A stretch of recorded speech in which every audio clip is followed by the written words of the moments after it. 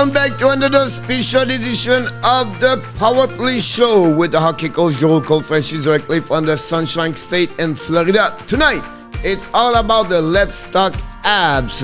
We're going to get, of course, the insider of the Montreal Canadiens tonight going to join me in the next couple of minutes. I'm talking about Mr. ENORTAP and Mr. Andrew Lepage is going to be with us. And we're going to talk about also not only the Montreal Canadiens, but everything's going on around the league about the trade deadline, the injuries, and if you are a goaltender, you should call the NHL because the Toronto Maple Leafs is looking for a goaltender. The Vegas Golden Knights is looking maybe for a goaltender, and maybe other teams are looking for goaltenders. So if you are play as a goaltender, maybe you have a chance right now to be back and you're in the NHL. We'll see what could happen, but you should send your resume.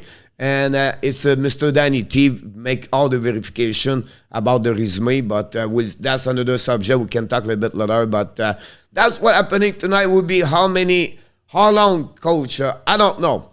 The first time we did it, we stayed for 2 hours. The last time we did it, we stayed for 3 hours. So maybe we're going to stay between 2 and 3. We'll see how we feel. Everything on that 4-game in NHL tonight, we're going to talk about this. And of course, we're going to talk about the weekend for the Montreal Canadiens and the rest of the team of the league. They have 20 games this weekend, 10 Saturdays, 10 Sunday, and the Montreal plays Saturday, Sunday, a back-to-back game against the Seattle Kraken and the Philadelphia Flyers. So a lot of people already in the chat. Don't forget, please, to what? Yes, you know the drill. If you don't do it, you know what happening? Because if you don't know, because my bouncer in the chat is going to uppercut you right away, right there, if you don't click on the likes and you don't subscribe to the show. We only ask you this to do it, that we're helping us to grow, to find out. We passed the 4,000. We said thank you, everybody, a couple of days ago. Now we're on the road for the 5,000 subscriber. Can we do that? We'll see what's happening. But let's further ado to join the two insiders somewhere in Canada. Maybe one is in the snow, and maybe another one is on the beach. We'll see what's going on over there. But let's find out. They are back in the house tonight. Welcome back, Mr. ENORTAP and Mr. Andrew Lepage. Bonsoir, Coach. How are you? Welcome, both of you. But first of all, Andrew, I see him in the morning, and ENORTAP, I see him this afternoon. And now I see both of you during the evening. So that's a day is complete about that. Friday night, March 11, 2022. And how was your week so far, Mr. ENORTAP? And what is the plan for the weekend? Busy, Coach. It's always on the run, but, all good. As long as we're healthy, that's the important thing. I agree with you about that one there. Mr. Andrew, how was your week? Everything looking good over there in Nova Scotia? Oh, yeah, it's been some interesting weather, and we kind of have some things going on health-wise in the family, but all is well, and we're busy, so yeah. That's awesome. We're going to, before we start, we do always the same here. We welcome everybody, and of course, we are to go all the way to the upstate in New York. Mr. Jose Duarte is in the house. Welcome, Jose. Jose. Great comments by Mr. Danny. We welcome already Mr. Danny, but he make it, because I'm not always in the chat what's going on with there, but he said we see all the badge now make the room colorful, because if you become a member of the show, of the channel, but you get friend colors, would depend what kind of member you are. But we got a few of them recently, so we thank each one of you. And we are coming now next week with the names. The member is going to be in the live stream at some point. So we thank each one of you, and you're going to be on the description of the video, all of them. So I just want to say to you, thank you so much for your member as a member, and also the insider like Mr. ENORTAP and Mr. Andrew. We have Greg Milovini is going to be with us this week. I saw him today, so we're going to talk about the Florida Panthers during the week at some point for sure. And we have to go directly from Utah to meet Mr. Ron with Kings 20 in the house. Welcome, Ron. Welcome. And we have a new Mr. Will Miller. Welcome, Mr. Miller. Go Habs, go. What's going on with your logo of the Charger, Los Angeles? What's wrong with you? You should put some Montreal Canadiens logo, my friend. But welcome, join us. And let us know where you're coming from. That'd be awesome. And we have Mr. Sasha Kurik is in the house tonight. Hello, coach. Hello. And Danny already welcome. That's great to see that. And we have Tipolo Fulo. Paul Fulo is in the house. Hey, Paul. Welcome. And then we have, Dixon showed you because one in the morning is Dan Ogilvy. He have a logo with his wife and him together. But we heard something very interesting this morning, Mr. ENORTAP. It's another Roger Danny family. His wife, she's a Toronto Maple Leaf fan, and him is a Montreal Canadiens fan. Sounds like my house. Boston Bruins, and of course, I'm a Habs fan. I don't know, but I'm sure sometimes, some evening are very difficult. Someone sleep in the couch, I believe. I don't know, but I believe something will happen about that. Mr. Ron said, I will go to Vegas to be goalie. I'm only 6 hours away. There we go. That's it. That's the way to do that. I think they take looking for right now for any goaltender. If you stop the puck, you'll be fine about that one over there. We have Mr. Richard Mullin directly from L'Île Perrot. Welcome back, Mr. Richard Mullin. Welcome.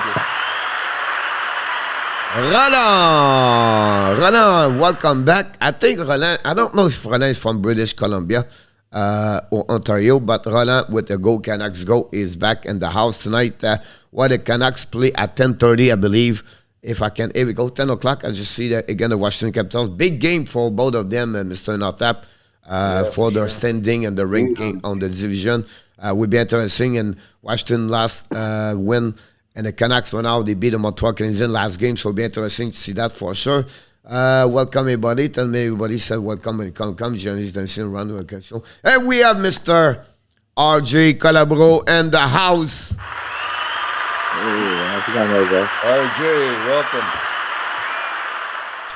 And Dixon said prayer for your family and Drew.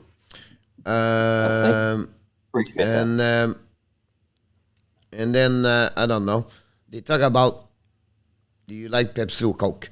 Anyhow, Mr. Zip Lecav is in the house. Welcome, Zip. And Danny is always sarcastic. Said Dan Wive is the best coach because she take for the Toronto Maple Leaf. King of the Gamer is in the house. I believe we should trade Lekanen and the third for a middle first round pick and so it be prospect. Lekanen pretty much a max value now is outstanding King for the prospect, everything like that. First of all, King, appreciate that for your question. And it's not a big role because we have Danny T and Danny T talk about everything and we lose the chat with Danny. He talk about to everybody. And so if you have a question, could you please put the letter Q in front of your question so we can follow up, and I cannot miss your question. I don't like when I miss one of your statements, if you turn that. So to facilitate the show tonight, if you put the letter Q in front of your question, that'd be awesome.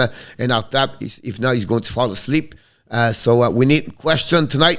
Don't hesitate to ask any question, not only about the Montreal Canadiens, about any team or anything you want to know about the NHL draft, red deadline, you can ask questions. Don't hesitate. And the more you participate, better is the show, honestly. So, but also, don't forget to click on the likes because 21 people and only 15 is not the way we want to start the show. So, Mr. ENORTAP, do you remember the question? Something about Lekanen. Yeah, Lekanen with is a great question. He will trade Lekanen a third round for the middle first round pick at a solid B and return.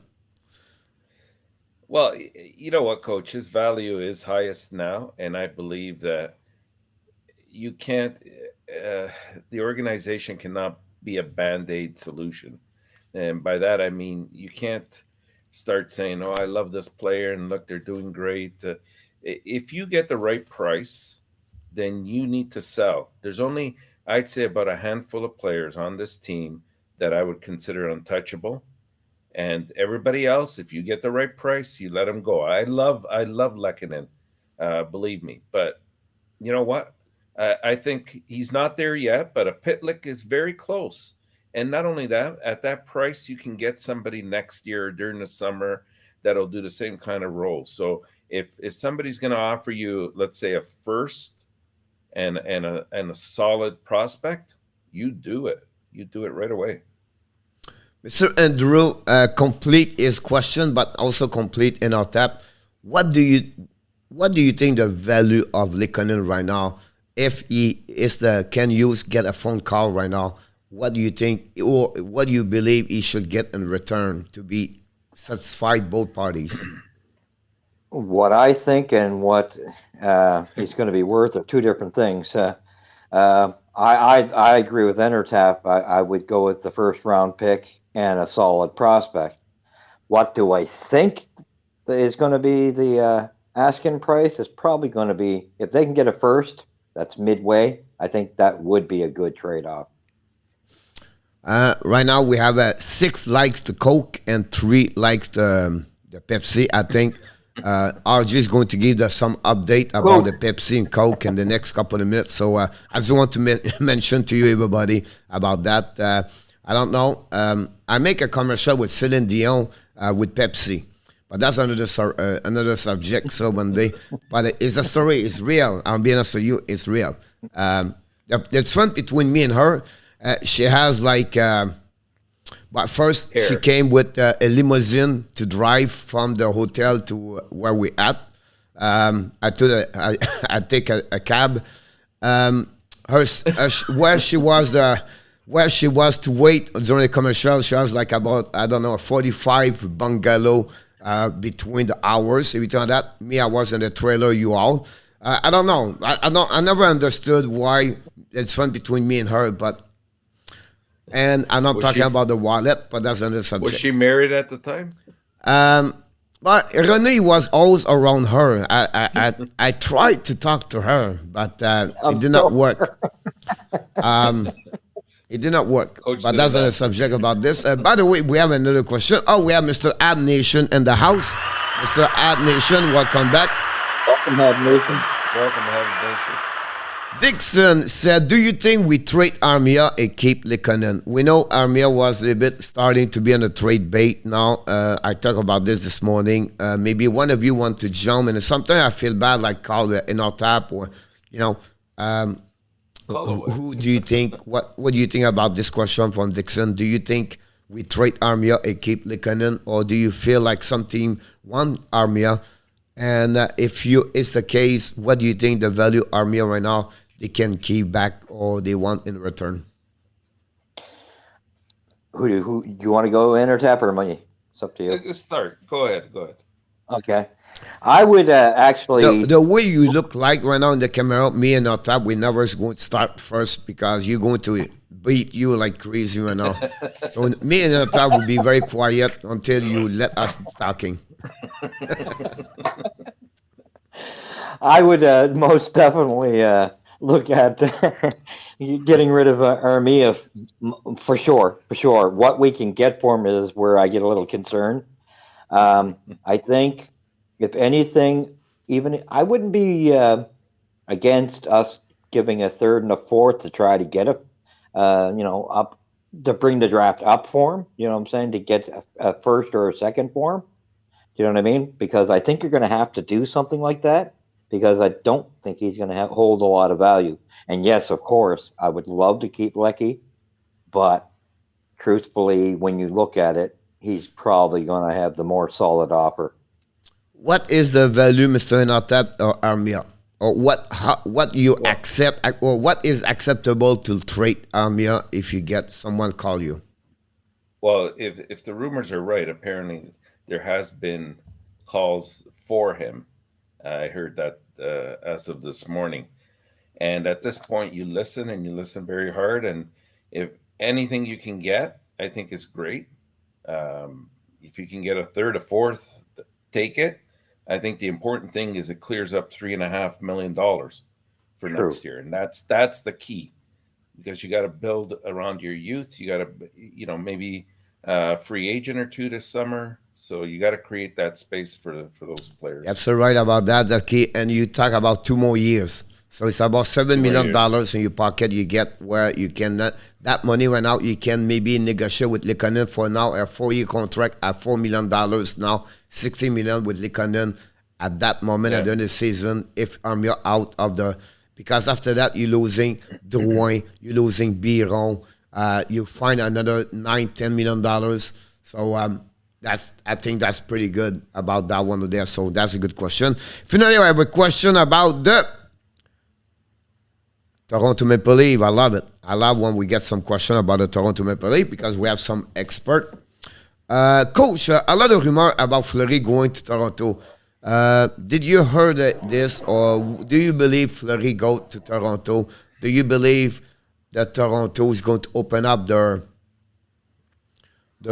treasure or their gold to trade for Fleury? Or what do you think the situation or the best scenario for the Toronto Maple Leafs? That's another question, anyway. ENORTAP. Previously I would have said no, they're not going to go for a goalie. I think the answers it was between Campbell and Mrazek. Given the injury and the way Mrazek's played, and what we saw last night, they're definitely gonna be kicking tires here, trying to see what they can get. The problem is they don't have very much cap space left. I think they've got 1.8, I believe, but it could be another team. I saw this morning. Yeah, I think I have here 3.5, but okay. It's still. I mean, there isn't much out there, and yeah, I heard rumors with Fleury, but then I heard he has a no trade clause, not a no trade clause, but a modified trade clause. So, and Toronto wasn't one of the teams on his list. So it's got to be either a good offer or he has to be willing to concede going there. But yeah, they're going to have to look. Maybe the answer isn't Fleury. Maybe it might be Varlamov. It could be. Maybe they do look at somebody like Georgiev. We'll see.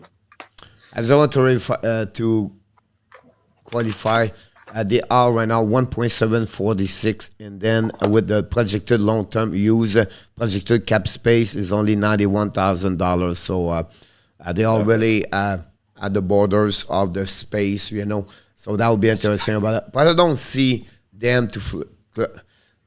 Dubas, he see this, and right now, if you are them, I would only go with the defenseman to find. And we talk about this morning. You have 2 players, maybe they can look. You have Justin Brown, the defenseman for the Philadelphia Flyers, a UFA on $1.8 million. Again, returning some money, so it costs nothing for the Flyers. He's UFA at the end of the season. That would bring maybe the experience behind Marzin, or if Marzin, whatever happening to him, you have at least someone like him behind Morgan Riley. You don't have a lot of, because Morgan Riley is going to play 25 minutes in our tabs on the playoff anyway. So you don't, you know what I mean? Like if Marzin play another 18, but now you're only 10 minutes. So Justin Brown can bring a lot of a good way to do that. The second thing, if they're looking for the goaltender, I believe now Varlamov could be someone who could open up the door for the New York Islanders. And I don't know, you trade Varlamov, you send back Marechek over there. I don't know if Orlando will deal that, but now you cut only $1.5 million on that contract. Varlamov have 2 more years, so this year, next year. After you know what I mean? So I don't know if the Islanders are willing. Because think about this. The Islanders would like to get another goaltender, number 2, a good one, but maybe cheaper, because Sorokin is the next for them. He will become Sorokin, the Alibak or the Velizetsky. The guy can go there for 60 games. So that would be interesting. But that's what I believe that Toronto can align to get, because you have not many goaltenders in the NHL right now to open the door. They have not many. At that level you want to reach for Toronto, they don't have no many. And the question behind that is how long Campbell will be out. It's a minimum 2 weeks, but he could be out 3-4 weeks. We'll see interesting about that. But great question about this. Coach, do you like Pepsi? Not since 1998. I never took any Pepsi, Coke, Sprite, whatever you call it. Zep Lecal said for you guys, Likanen for Jake McBain of the Wild. So you have 30 seconds, each one of you. Yes or no? If yes, okay. But if it's no, why the reason you said no because of this? Likanen for Jake McBain, the prospect for the Boston College. ENORTAP. You start, ENORTAP. I think we had this question before. I'm not sure. I don't think so. In my opinion, I wouldn't do it. I just think that they have they're able to get better, slightly better prospects for him, for Lekanen, if they were to trade him. So I'm not gung ho, but that's just my opinion on McBain. Go for it, Andrew. I'm pretty much on the same page, other than if they gave something like a second round with them, maybe. I only say maybe, but I'm like ENORTAP. I would prefer something a little better for him. Yeah. Jack. First of all, is Jack McBain. First of all, is a big 6'3", 191. Some says 194, 164. He's 22 years old. Played for the Boston College. He played on GTHL. He was born in Ontario, honestly. He played for Boston College now. He have 32 points and 23 games, 19 goals and 23 games over there. So, he can play.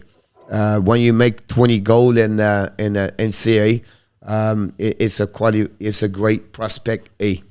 I believe for me, it's too much to give only Lekanen versus McBain about that one over there. I think that's not be good enough in return. So I will ask them maybe a second round pick, at least for minimum. Forget if I gave Lekanen over there. But again, Jack McBain for me, it would be good for Weber in return. If you go 1-to-1 about this, I believe it will be the right way. The right one about that one. It was honestly a 2018 third round pick, 63 overall by the Minnesota Wild. So I just want to confirm about you a little bit know more about him for the Boston College. We know Boston College is a good hockey team. We turn that. So got great size. Yep. We have a Dino Fioroliti, new subscriber. We need to make some practice, so let's do it. Are you ready? Are you ready? Because when we get a new subscriber or we want to have a super chat, we need to do it. Here we go.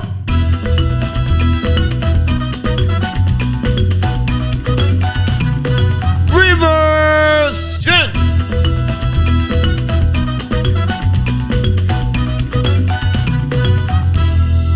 $4,031 or 32 subscriber. I believe we passed the 4,030 at some point today. So we are getting for the 30, 40, 50. It will be interesting to see that. But that's what. So thank you so much for about that one over there. Do not touch Lekanen, Coach. Luc Lafortune is in the house about that one over there. So Luc, thanks for joining us tonight. Welcome, Luke. If the price is right, Luke, do it. We are ready. Do it. We are ready. Do it. All right. We will trade Lekanen, Amir Shayat Allen for Tresalo for the Anaheim. About that one over there. Don't forget to click on the likes. Mr. Allen Barnes, welcome aboard. Thanks for joining us. Welcome, Alan. Welcome. Here we go. Who is the ideal right defenseman a goalie to Maple Leafs should get at the deadline? Oh boy. Well, they But honestly, I can go right away. If Langholm does not sign with Anaheim, Langholm is my number one over there. If Varlamov is available, because Fleury is not there, I will go with Varlamov about that one over there. As a right defenseman, they don't have a lot, and you are free right now. So, of course, you have maybe one on the trade and be open door. But right now, the one's going to be you are free, have Langholm or Kleinberg. The problem with Dallas now, they lost Eskinen. Maybe how long he will go out, 4 to 6 weeks. So until they maybe stay in the race, they don't go nowhere. Kleinberg, I believe they will wait until to the end of the year. So the only is Langholm. Now, Anaheim Ducks start Monday. The next 5 days, they're going to take a decision. They have to tell the players or something because they don't make the playoff. Honestly, they're not going to make playoffs. So are we losing Manson, Big Bank, Raquel, and also Langholm? So for me, that's the 2-1 right now. I don't know if you have any other players. Well, I think something like Jacob Chikrin would be done over the summer, so that because he's still got 3 years on his current contract. But he was a left defenseman, so that's why. Yeah.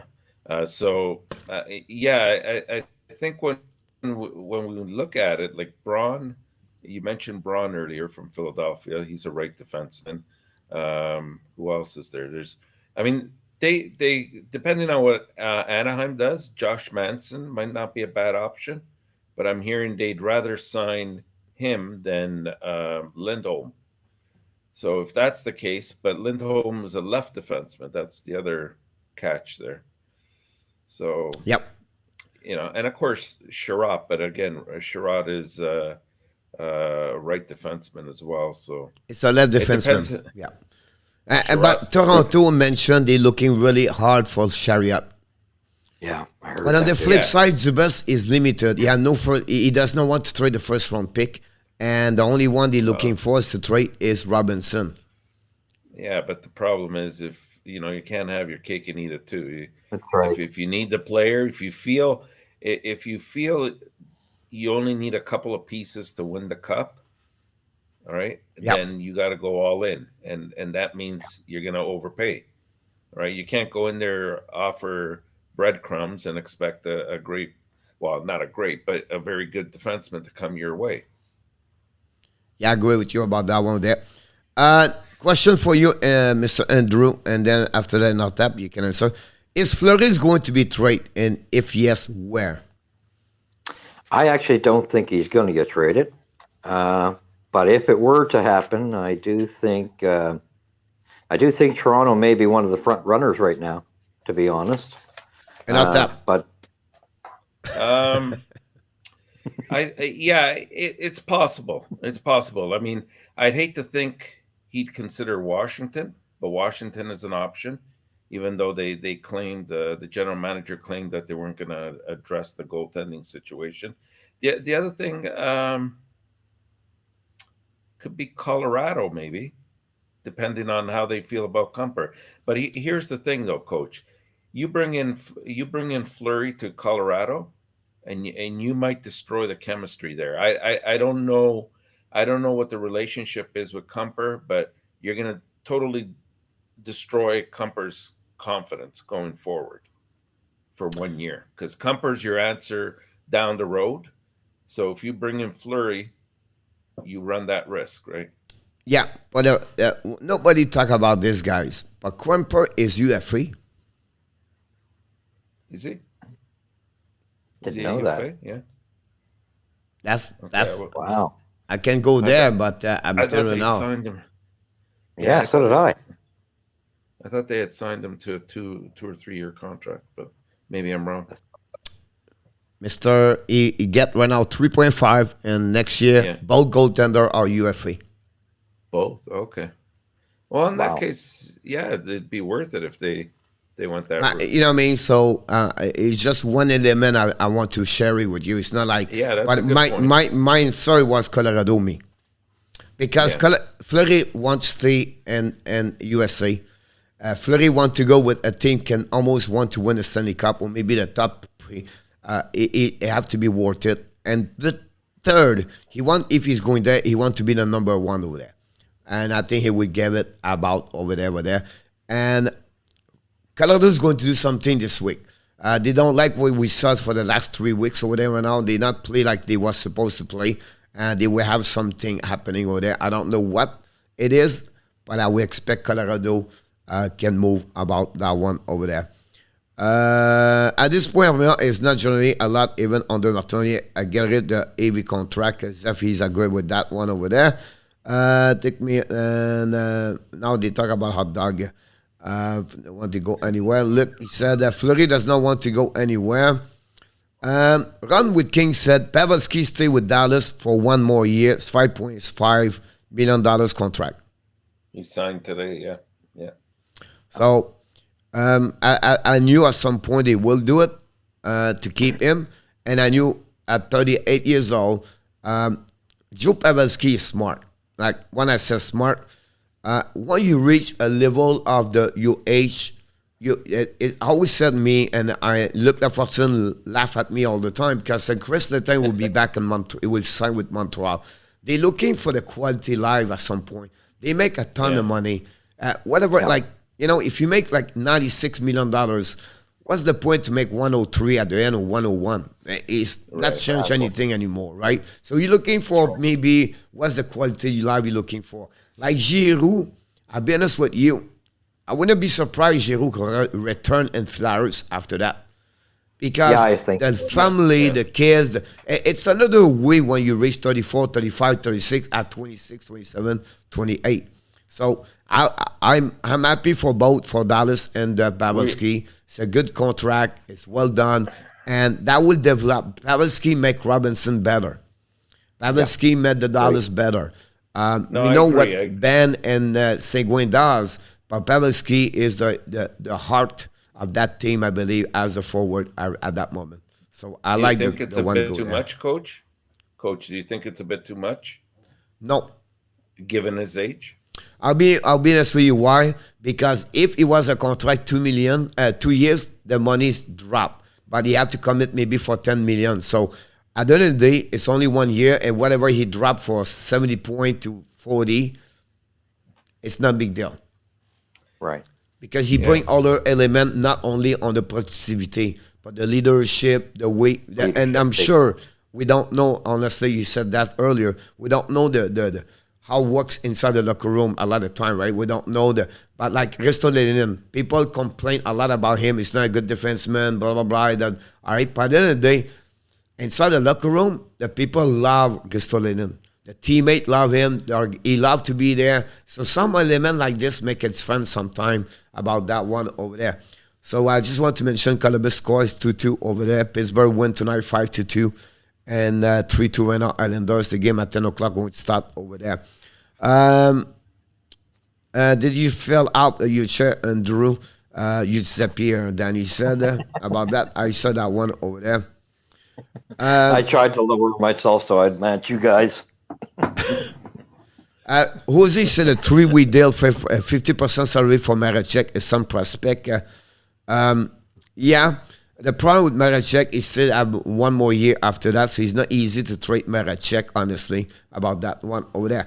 King of King, the gamer, said, do you think Josh Brook and Kaden Coley make the lineup next season? I think Goalie does. I'm not sure about Brook. Not sure about him at all. I'd have to see him first, see how he fits in. I think we got a couple guys to try out next season. Yeah, I say Goalie for sure. I agree with you, Andrew.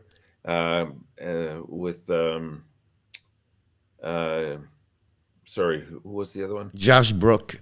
Oh, Josh Brook. Yeah, we're gonna have to see because he had a pretty serious injury, and so he's lost some time. He looked like he may have been ready, but now with the injury, he might need another year.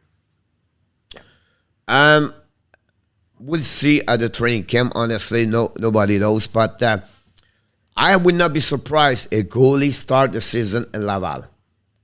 Oh, really? Okay. Oh.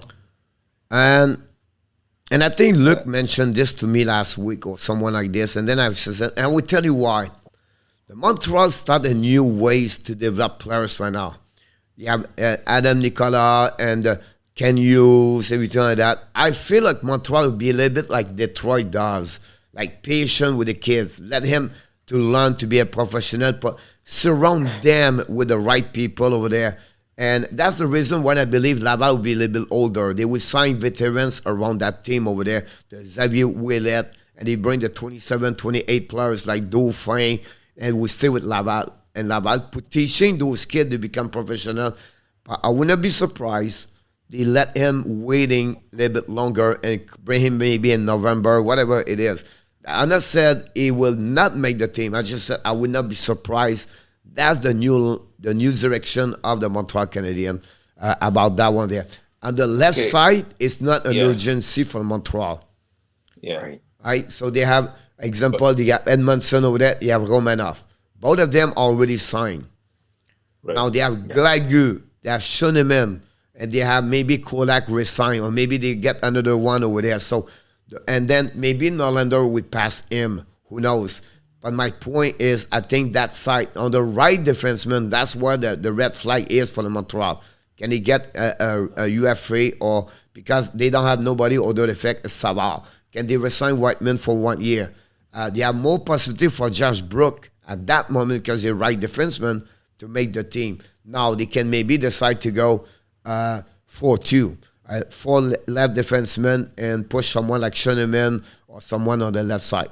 But at that moment, I feel possible Montreal will be patient more compared to Marc Bergevin about that one over there.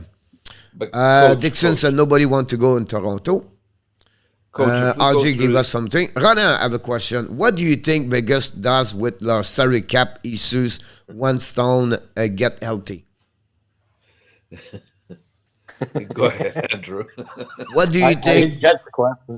What do you think Vegas does with the salary cap issue when Stone or Martinez or everybody else coming back and the salary cap is over $81.5 million?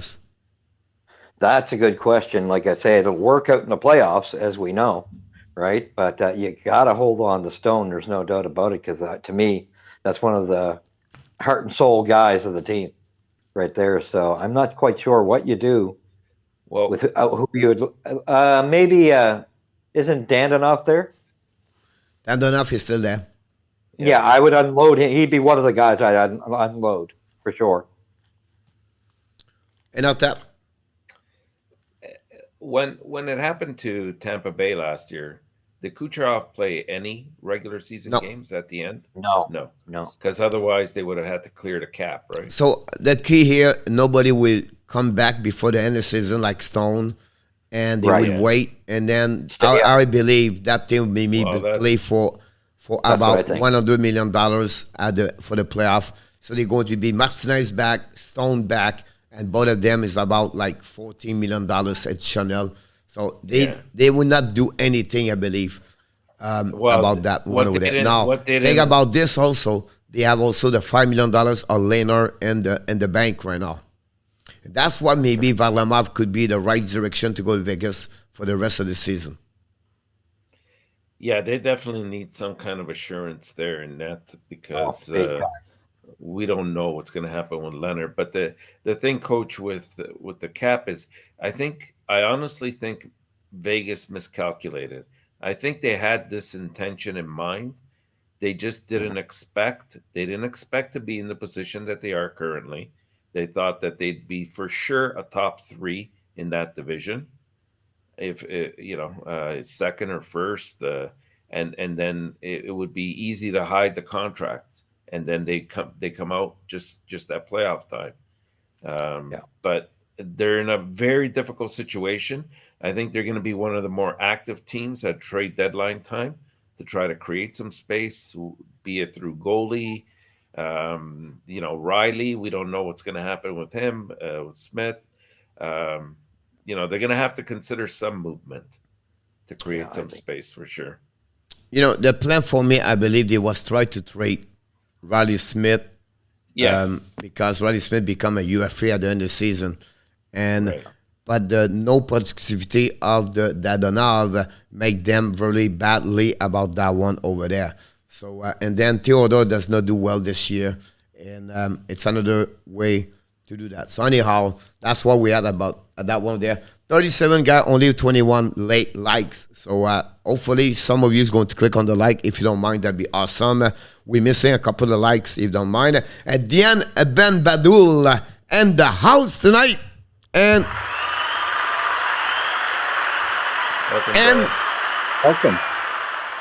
welcome. That's the first thing. But which team she likes the most?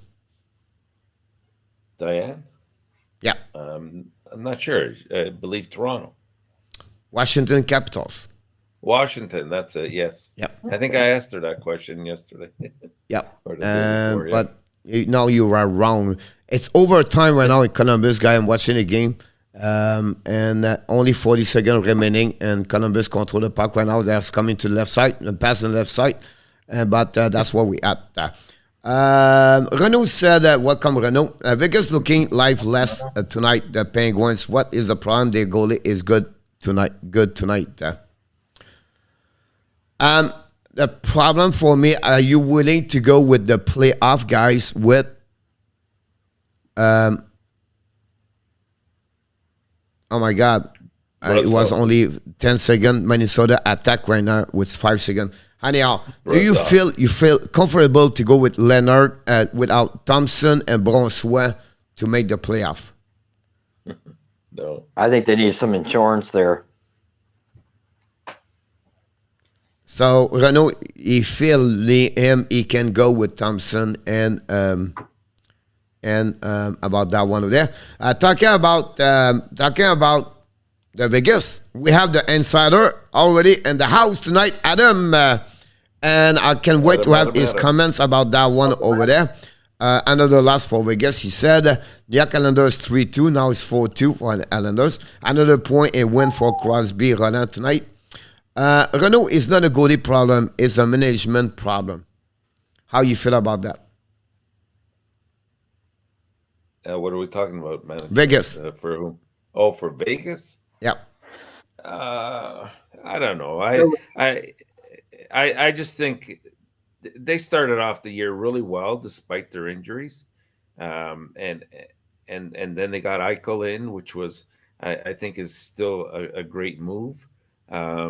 It's just that they've been getting a lot of injuries along the way afterwards. Stone wasn't expected to be out as long as he has. Theodore was out a little bit. Martinez has been out almost the whole year. Pietrangelo's not having the year that he usually has. Leonard really hasn't been horrible. I think he's been decent, but you're holding your breath with him every single game that it doesn't get hurt. I don't know if I blame him, but I think they make a big miscalculation when they trade Fleury. They trade Ryan Reeves. They are the two biggest players inside the locker room inside that. They was really influence people. They would carry on the team under them, like how they feel, how they do this, everything like that. So for me, I think that's the big thing about that one over there. Zaccarello just shot the puck and he just stopped. I think it was definitely a miscalculation, no doubt. Yeah. I don't know what happening. Zaccarello and Musklekin talk each other right now. After he make a save at Musklekin, so I don't know what was the problem. And a lot of people don't realize Tuck really fit in well there too. Tuck, yeah. He's another energy. We have Mr. Denis Rodrigue and also Alan Vaillancourt just show up in the house. Welcome. Kakkonen just stopped Nyquist, say 1-1-0-0 after the first one.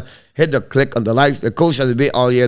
He is so good at the dance, Dixon. Yes, I learned it from I'm a really good salsa dancer. After I met all the Latino women, I learned about this. My next generation is still learning now. I don't want to go there. Is Pacioretty Stone been injured? Cost Vegas the playoff? Renaud ask. Well, for me, I've always maintained Vegas is Stone and Stone is Vegas. He's the energizer bunny for this team. For sure, having him out of the lineup has cost them. Yeah. Would Fleury accept to trade back to Vegas? If I were him, I wouldn't. Yeah. Yeah. I mean, why not? But it's hard to say what his feelings are, but Yeah, exactly. Yeah. Josh Minson, Denis Rodrigue. So I don't know about that one over there. Renaud, I did not like bringing Eagle to Vegas because he stressed the cap. Stone is better. Oh, when Eichel kicks in, trust me, you're going to be in love with him in Vegas. Once they get used to each other and let him get into the shape he used to be in, give him some time. It will work out. I just think the timing of all the injuries and everything and him trying to get back into the place is where their problems are. He's not disrupting the chemistry of the team. No. I think that's, again, it's a miscalculation by the management. They had a long time to try to figure out how they were going to make room for him. And things fell into place along the way that really hurt them in the sense that, okay, Pacioretty's hurt. That creates this much space on our LTR. Therefore, we can bring in Eichel. Stone is hurt, the same thing. And now that they're going to have to face the music. Yeah. I just want to let you know Columbus beat Minnesota. Oh, no. Wow. Shootout. Not good. Not good. So I want to again about that one over there. Adam is not a great belief on that one over there. Hi, Coach. I'm just watching the WHL with King visit. I know 3-3 after the second period done. We know the Winnipeg Eyes have a very good players over there. Kiki and Matthew Savoie over there. Patrick, welcome back. Yes, Patrick. Adam said Eichel is so much better. Eichel is it bad for the group? I like Eichel. So. I like Eichel. I think once he gets used to this club and where his spot is, I think, like I say, I think they're going to just explode once everybody's back. Trust me. Give him some time. Dixon said Dubas is done this year. So my question I was said to you, because you talk about Dubas, do you believe Dubas is going to be fired? If they exit first round, they will. Yeah, I agree. They got to have some serious success in the playoffs this time around, or he can wave goodbye. Yeah, he gambled with Anderson, went with Campbell, brought in Mrazek. Mrazek hasn't lived up to expectations, and he's got him for another year after this. So, that alone is enough to get him fired. Can you talk about Toronto is scared to trade the first round for Chariot because they will lose the first round and the Habs will get the same pick out of it? I would say to you, King, it's because they learned from last season. They tried the first round pick again, Nick Foligno, and they did not go nowhere.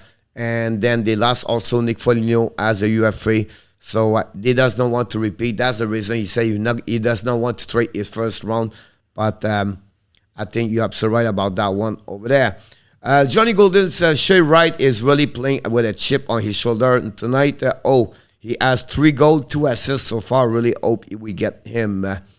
Shane Wright is all about, he never played last season. So he can catch up where he didn't, you know what I mean? So it's just the time where he would pick it up and it would be better and better until the end of the season. Yes, it's going to be a first one for sure. Confirm Pittsburgh win 5-2. Did Cloud ever win a cup? Who? I don't know. Cloud G. I don't know. You have to. Maybe Claude Giroux. Yeah. No, he's not won a cup. All right. Renaud, Canadiens would be smart to sign Letang for 5 years, $7.5 million. 5 years? No, because the Habs are going to do it first. Well, that's what he's saying, but I don't think Montreal is going to sign him for 5 years. No, it'll be 2 or 3. Yeah. You cannot go over 3 years with him. Yeah, 2 or 3 years, that's it. And at 7.5, I believe is too expensive. Yeah. 7.5 is. I think 6 is enough. Yeah. King said, do you think it's time for San Jose Sharks to become seller? 100%. Yeah. Big time. Big time. Everybody blame Toronto about Marner, Tavares, and Matthews. Everybody complain about Montreal, all the money they give. But if you go to San Jose, Brand Burns, Carlson, Vladic, Lessig, that's a 3 defensemen where they don't perform, and they make about 30 million all 3 together. And that hurt them also. Now they have to sign Thomas Hertl. So, because he become a UFA, 28 years old. What do you think they're going to do with Thomas Hertl in our tap? They trade or they keep? Well, from what I've heard, they have been having contract negotiations because they'd like to get him signed right away, but they're not going well. So, either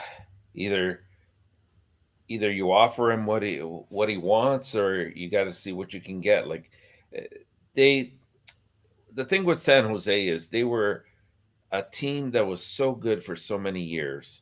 They were in the playoffs for a huge number of consecutive years. They suffered, from early exits in the playoffs, and then when they picked up Carlson, they went all in. They thought that would be the year, and it didn't materialize, and they got stuck with these contracts. That's the problem you run sometimes when you put all your chips in the center of the table. You better be sure you have aces in your hands, otherwise you could lose it, and that's what's happening right now. They're suffering from that. Now the good thing is they're rebuilding a little bit. Like they got some good young talent there. Make no mistake about it, but they have to find a way to clear out some of these huge contracts. Yeah. Dan Asham, welcome aboard. Welcome, Dan. Renault said, Sharks selling the house. The league are not built for the playoffs, from Denis Rodrigue. Renault said Letang wants money. His agent need is 5%. I don't know about that one there. I said don't rush Montreal prospect in NHL. That was about that one there. Islanders 4-2 in the third period. Dan Hashem said run with the Habs fan doing in Utah. Finally, coach, you understand, coach. I don't rush anything. We want a shot at bet out next season for the next year, number 3. Let's get 50 likes. Let's get the next likes. There's no guarantee, though. Dan said, I'm just watching the Jet game on the TSN tonight. Awesome. I think the player for the Jet this year. I think no player for the Jet for this year. So, yes or no? They're not going to make it. I don't think they're going to make it. No. Luke said, Fleury back to Vegas, guys. So, we just talked about this, right? Maybe. It's possible. I would say no. Yeah, okay. I don't think so, but it could I see him in Chicago. I still see him in Chicago, staying put. Yeah. King said, if you were to rank every Canadian team based on the world team and order from the best to worst, what would be look like? Rank every Canadian team from worst to first? Yeah. Well, right now, Montreal at the bottom. Yeah. Calgary at the top. Yep. Then I would put probably... Winnipeg is probably right above us. Well, no, Edmonton or Ottawa. Ottawa's not ready yet. That's why. Yeah, but Ottawa, Winnipeg. I'm tossing right now between Toronto and Vancouver. For second? For second. Probably Toronto. And then you have Vancouver and then Edmonton. And then who do we have? Ottawa. Did I miss anybody? Montreal? Yeah. Winnipeg.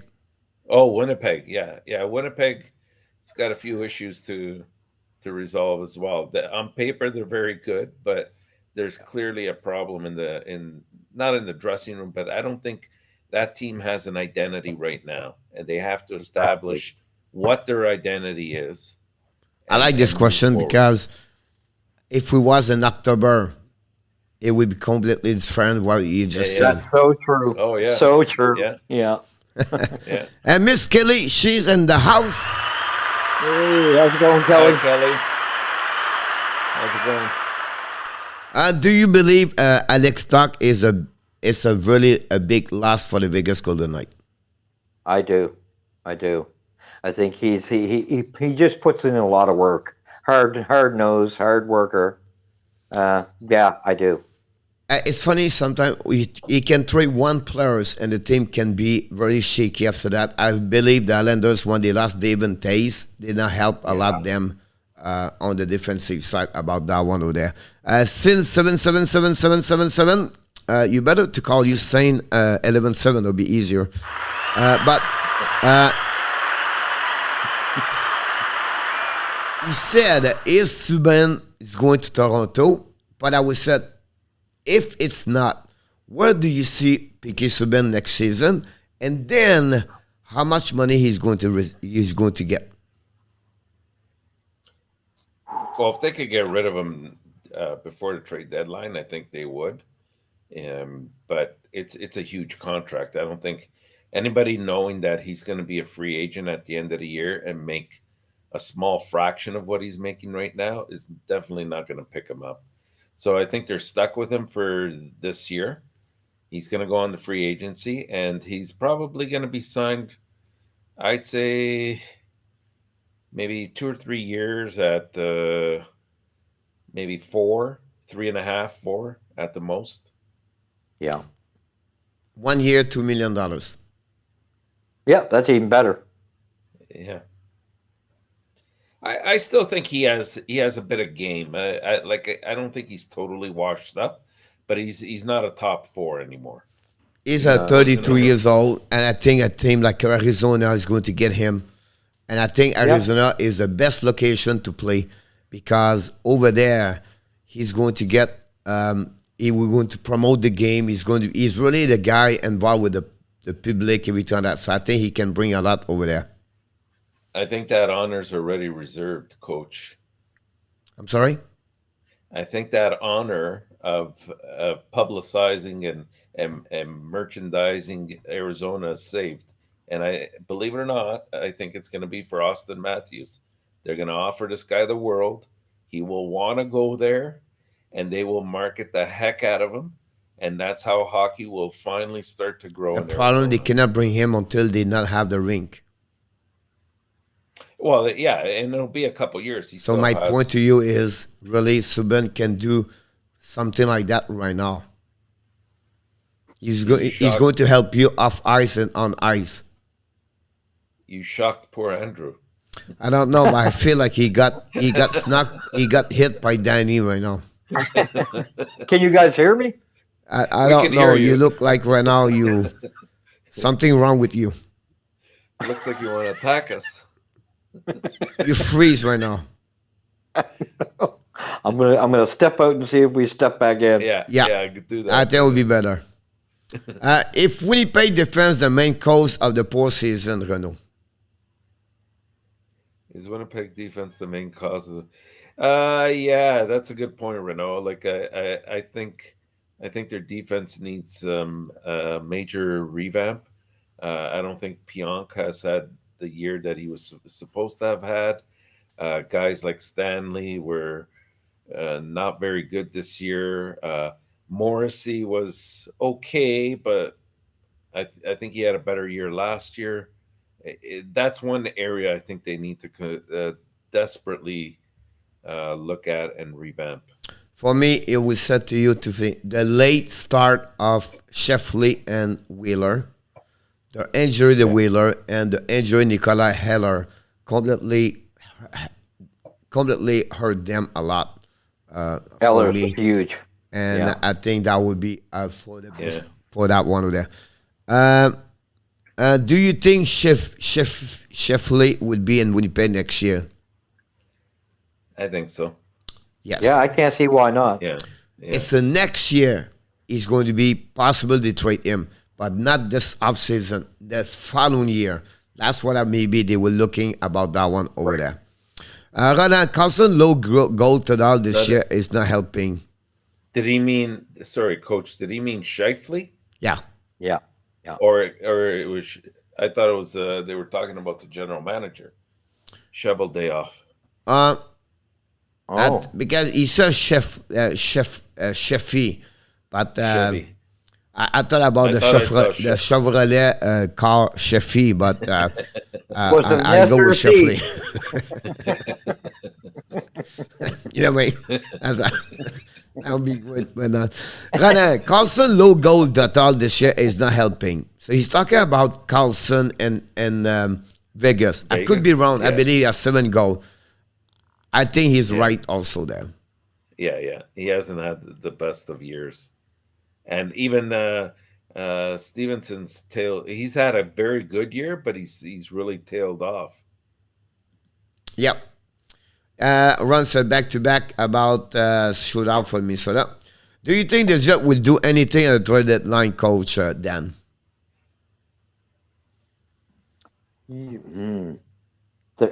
I still think they're in denial that they're not going to make it. They're still thinking they're going to push the push, but by midweek, they might change their mind, and then there might be a trade or two. But they have to. Winnipeg right now is easy. It's what they do with Andrew Coop. So he become the UFA. That's the first one over there.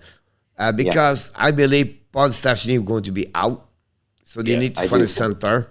So they become a seller at some point, but they don't have a lot to sell. Because most of them, they have a contract. Now, Paul Stastny could be one, can be out. Andrew Coop, they don't sign him, could be out. But everybody else, they have, most of them are not UFA. They all, some of them are FA or they have big contracts. So it's not a trade. They make a lot of trade over there. No, but they have to take care of Andrew Copp. You don't want to lose this guy for nothing. I think this guy will be a huge pickup for whoever picks him up at the trade deadline. This is the kind of guy you want on your third, possibly even he can be even pushed to the second line. He hits, he skates well, he gets in front of the net. He's having a great year. He's going to be. Who do you think they want him? Only one team, Andrew, and one team. I select one team, so we get 3 teams. Oh my!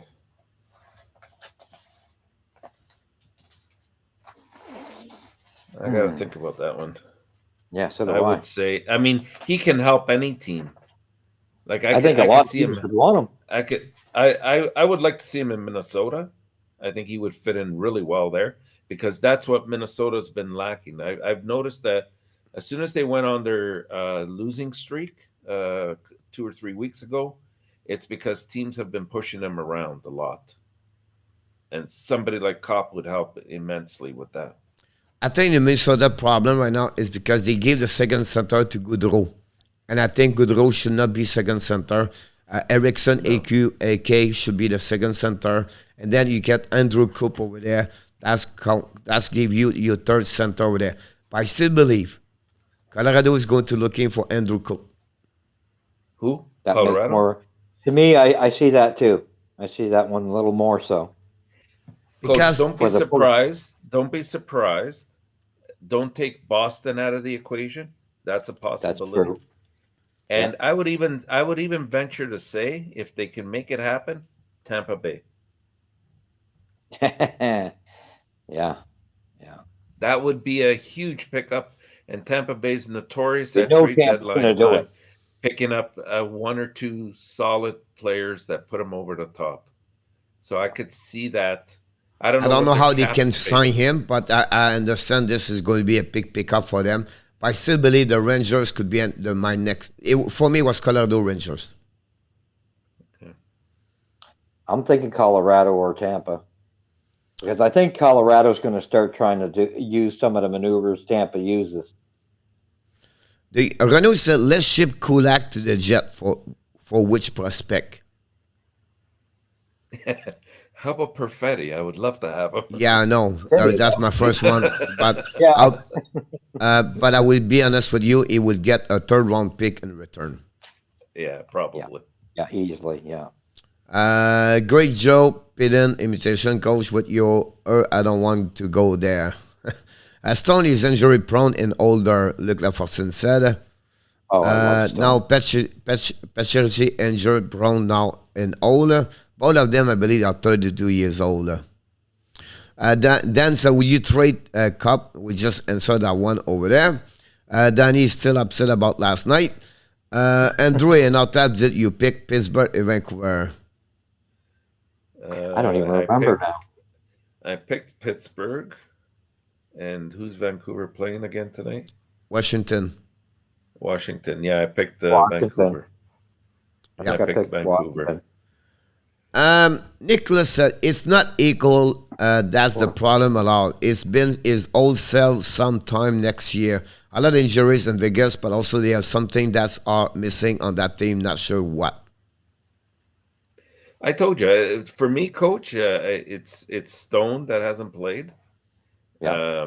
He's the spark plug, but also I'll even go on the record to say he's almost been invisible to me, and that's Pietrangelo.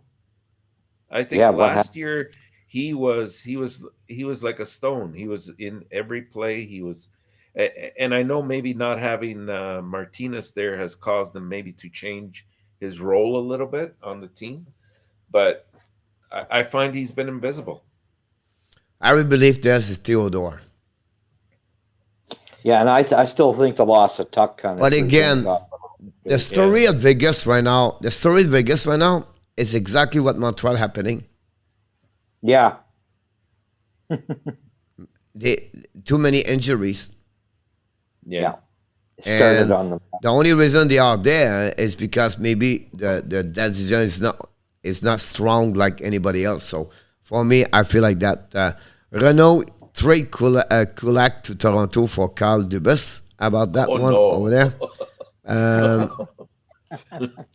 Renault Kelly, I watched the Vegas Pittsburgh game. It's going to dominate. We don't want to miss. So many teams are cash trap. I cannot move about that one over there.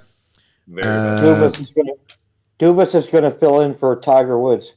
Yeah, Humble B, welcome aboard. Welcome, Humble. Welcome, Humble. Jose Eduardo said, to all of you, what did you think of the Toronto goal last night? What do you think? What do you think of Toronto goal last night? Jose, I think he was the goalie. The overtime goal? I think he think maybe the goalie, no? Oh, the goalie. I thought the goalie did quite well myself. He did okay. In. Yeah. He didn't have a lot of shots. I agree with you. Okay. He didn't I do know. well. Because the first goal, it was bad rebound.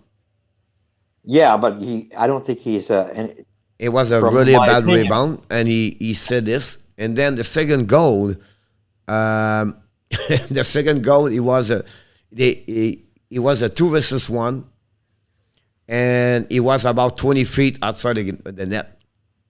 Yeah, but I don't think between you and me, I don't think he's ready for the NHL. So I thought under the circumstances he did well. You talk about Marechek? The goaltender. No, we're talking about Calgary. He only allowed 1 goal, Coach. I know. I'm talking about Marechek. Oh, no. Marechek was horrible. Yeah, he was a nightmare. Yeah, no. I'm talking about Marechek, the goalie, the Calgary. For me, you cannot judge him. He got 6 shots in the third period, honestly. Yeah. He made the save when he needs to make the save to keep the Toronto in the game and to give them a 1 point. Otherwise, you cannot blame him at all. You have to see him more longer to see really what he looked like. But nothing to do. I was just talking about the reason why Marechek was not there at all for the Toronto Maple Leafs yesterday. It was horrible. And you know what? I feel bad for him because it was at the foot of hearing Dubas say, you know what, this guy is he's a quality goalie. He's going to come in and he's going to hold us in now that Campbell's out, and he wants to do well. It's not that he's going out there and purposely, I screwing still up, think but they made a his mistake position. letting Anderson walk. I've never positionally, I have never seen Mrazek play as bad as he has this year. That's true. Positionally, Yeah. Next question for Renault is the Hart leader is the goaltender Chesterkin for the Hart, the MVP right now. Do you believe is Chesterkin? He's definitely a runner-up. yeah, I would have sworn by him. I mean, he had unfortunately a bad game the other night, but Right. Let's see how he uh, does. yeah. But you know who we haven't thrown into this whole equation? We've been talking about Matthews. We've been talking about McDavid. Is in Calgary, Goudreau. Yep. Yes. He's now in Yes. the top 5 scoring. I talked about this morning. Where everybody talk about everybody else, but everybody forgot Goudreau and maybe other like a Selke, maybe for Lingholm. You know what I mean? Yeah. Maybe Max Strom as a Vizina over there too. I don't say he will deserve, but he's the one. I'm talking about nomination over there, but I think you're absolutely right about that one over there. About that for sure. I think, like you said, he would be top 3 at that moment, just again for sure about that. Yeah. Francois Pitt, maybe Toronto and San Jose are bound for the trade together.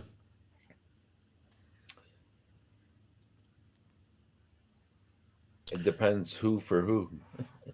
Islanders Yeah, just like- score an empty net 5-2.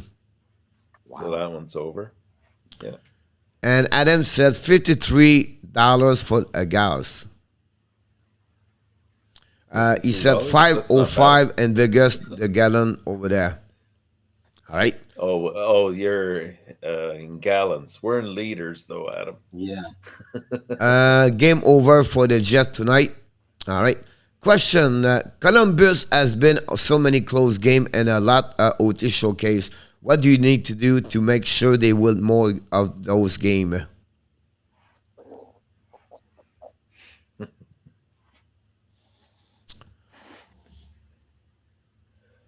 Go ahead, For me, you know what I mean? Like when you come there, for me, and over time, the team has the most offensive player win.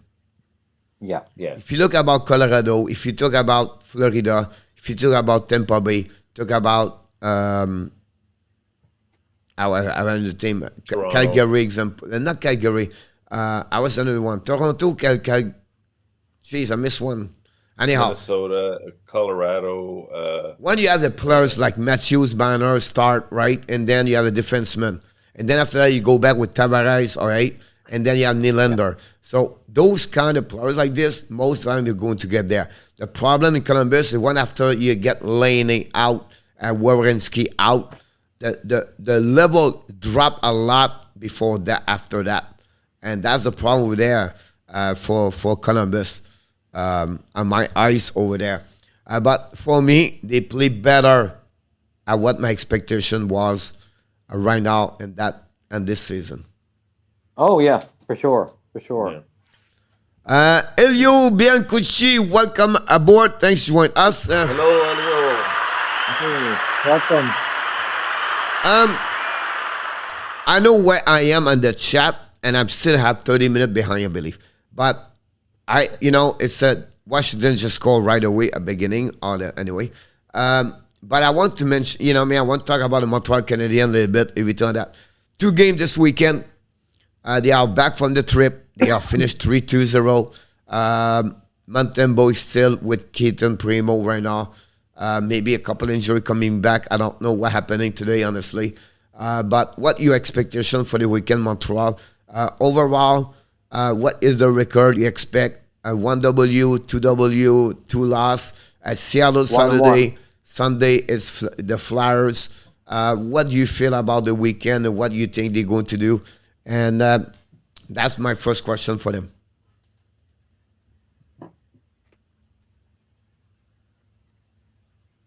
Well, they got who? Seattle and Philadelphia Yep. Saturday Yeah. and Sunday. Yeah, I think I could see them winning both, no problem.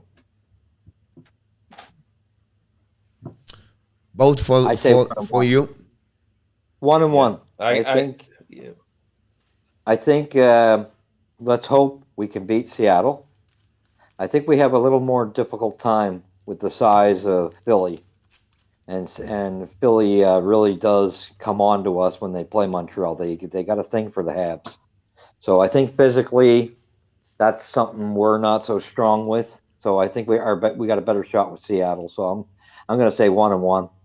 1-1. Who do you start tomorrow? Primo or Montembeault? Oh, Montembeault. Primo shouldn't even Montembeault. be there. Sunday night, who do you start? Montembeault, Primo? Montembeault. Well, they're gonna go Primo for sure on Sunday. I don't think it's a good move though. Yeah.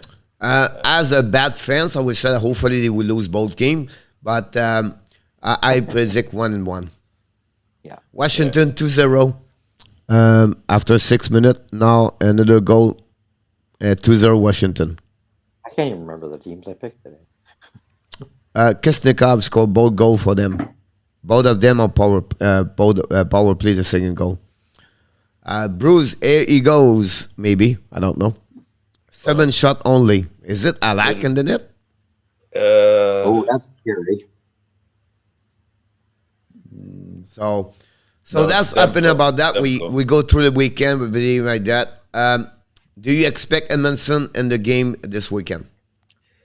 I saw today that all they said was he's close, but they didn't give a specific date. I thought he would probably start on Saturday, but it doesn't look like it might be this weekend. Okay.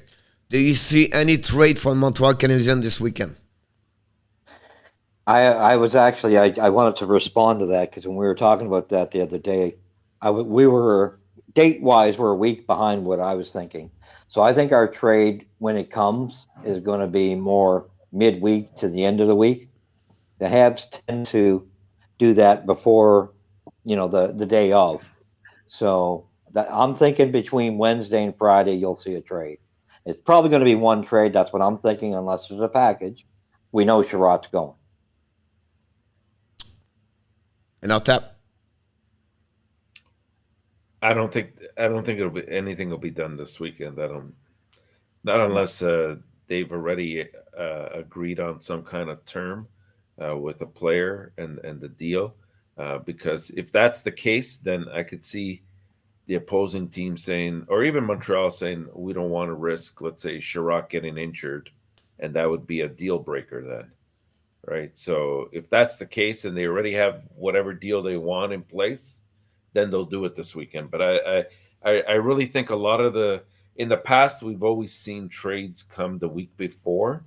I think this year we're going to see them coming not this weekend, next weekend, or possibly even on the Monday because of the salary situation. Some teams are still trying to figure out whether they're going to be buyers or sellers. Even Giroux, I think he wants to play the 1,000th game, which is this Thursday. So they're going to respect that and let him play. So he won't get traded until probably Friday or later. Usually the traded line is always the last 4 days of the traded at the 4th. So expect more like Thursday, example, to Monday. Yeah. You're going to have a lot of action about that. Not said you maybe have 1 or 2 before that, but don't see a lot. It's going to be more about that one there. This weekend, a lot of teams play. You have 20 game. That's calculate like at 40, So for me, I believe it's going to be some things going on from that weekend. Team going to was a buyer, become a seller. Maybe a team was seller, may become a buyer. Who knows? But expect that. Do I see a lot of great big trade? No. I believe Montreal can make a minor trade before they trade Chariot. Before that, example, they maybe trade Kolak or Armia before Chariot. But after that, there will be more Chariot and then go from there. I don't see Montreal, or I can ask you, do you believe Montreal make 2 trade and less, or 3 trade and more? 2 or less. I see 2 physical trades and a contract. Shea Weber's. Yeah, I'm not counting that, but that's a possibility. Yeah. Okay. Yeah. All right. I'll be back with more questions a bit later. Question for ENORTAP and Andrew. Who do you think will go third in this year draft? Who will go third? I think it'll be Phoenix, Arizona. I always do that. I think it'll be Arizona. He's talking maybe. Oh, player? Yeah, maybe. Yeah, I think. I'm not sure. If be you're either talking or. about player, I can see it maybe being either Savoy or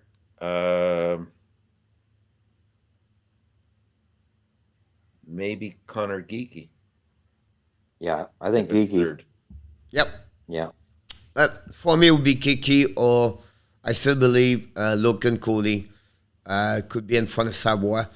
It all depends who draft at that moment, who team is there. Could be, maybe looking for a defenseman. Nemec Jerichek could be jumping there, but otherwise, Wright, Stafosky.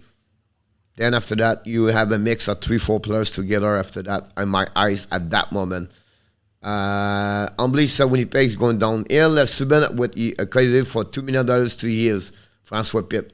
Yes or no? $2 million for 2 years? Yeah, sure. I agree with that one over there. Renaud, Kelly, do you favor firing the best investment second round? Andrew Choke on the Olive. Jet need more toughness. And Dave, what do you think? Jet need more toughness. What do you think? I think that's a problem. Like, they have toughness. They have Part of it. They have a I'd couple love of to have really Stanley. heavyweights. Yeah.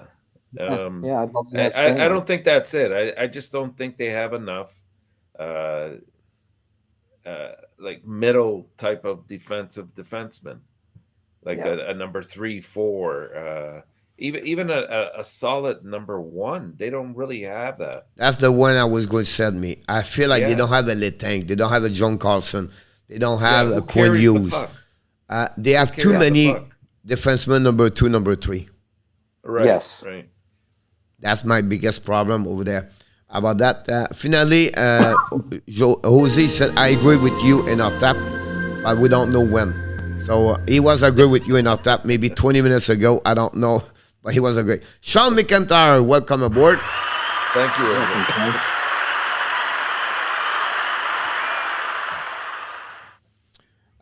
He's like, Sean talk about Subban for the $2 million, everything like that. I agree with him about that one there. What amount of term do you think Thomas Hertl is worth signing for? Oh my gosh, good question. Well, he's currently making, I think, 5.5 or 5.6. I think he will get in the neighborhood of 8 to 9, like probably 8.5, 9. Yeah. And if you can get him at that price, I think, especially if it's a longer term, it'll be a good deal for the team. Otherwise, if it's a short term, you're going to look at more like 10, 9.5, 10. Now, mind you, if you're a team like the Habs, I wouldn't do it. I think for San Jose, you get him at 8 to 8. How and much? if you go in the market, he's go 7 for 9 million. Yeah, that sounds right. So at the end of the day, you can sign him around $60 million. It's a good deal for both parties. $65 million. Yeah. That's a type of player because remember, he's 28 years old. So he's going to be 36 at the end. Is it another Joe Pavelski or we don't know yet, right? But my point to you would be that way over there. Right now, 32 years old, Logan Couture has $8 million for, again, 5 more years. That will be 37 years old. That's a problem at San Jose. Yeah, they're very heavy-ended with their contracts. You think about Brent Burns, 37 years old right now. He still 3 more years after today, after this season, at $8 million. Talk about McEdouard Veslick, $7 million for the next 5 years, for 4 years after this year. And Carlson, $11.5 million at 31 years old for 6 more years. That's unbelievable. That's crazy. They got to get rid of that contract. Yeah. I didn't like that trade from the get-go. Honestly, they cannot do anything until they get 35 years old, when you can get a buyout after that. So we might see Hertl go. What? We might see Hertl being traded. Yeah. Do you think, guys, that Tavares' contract is a problem now?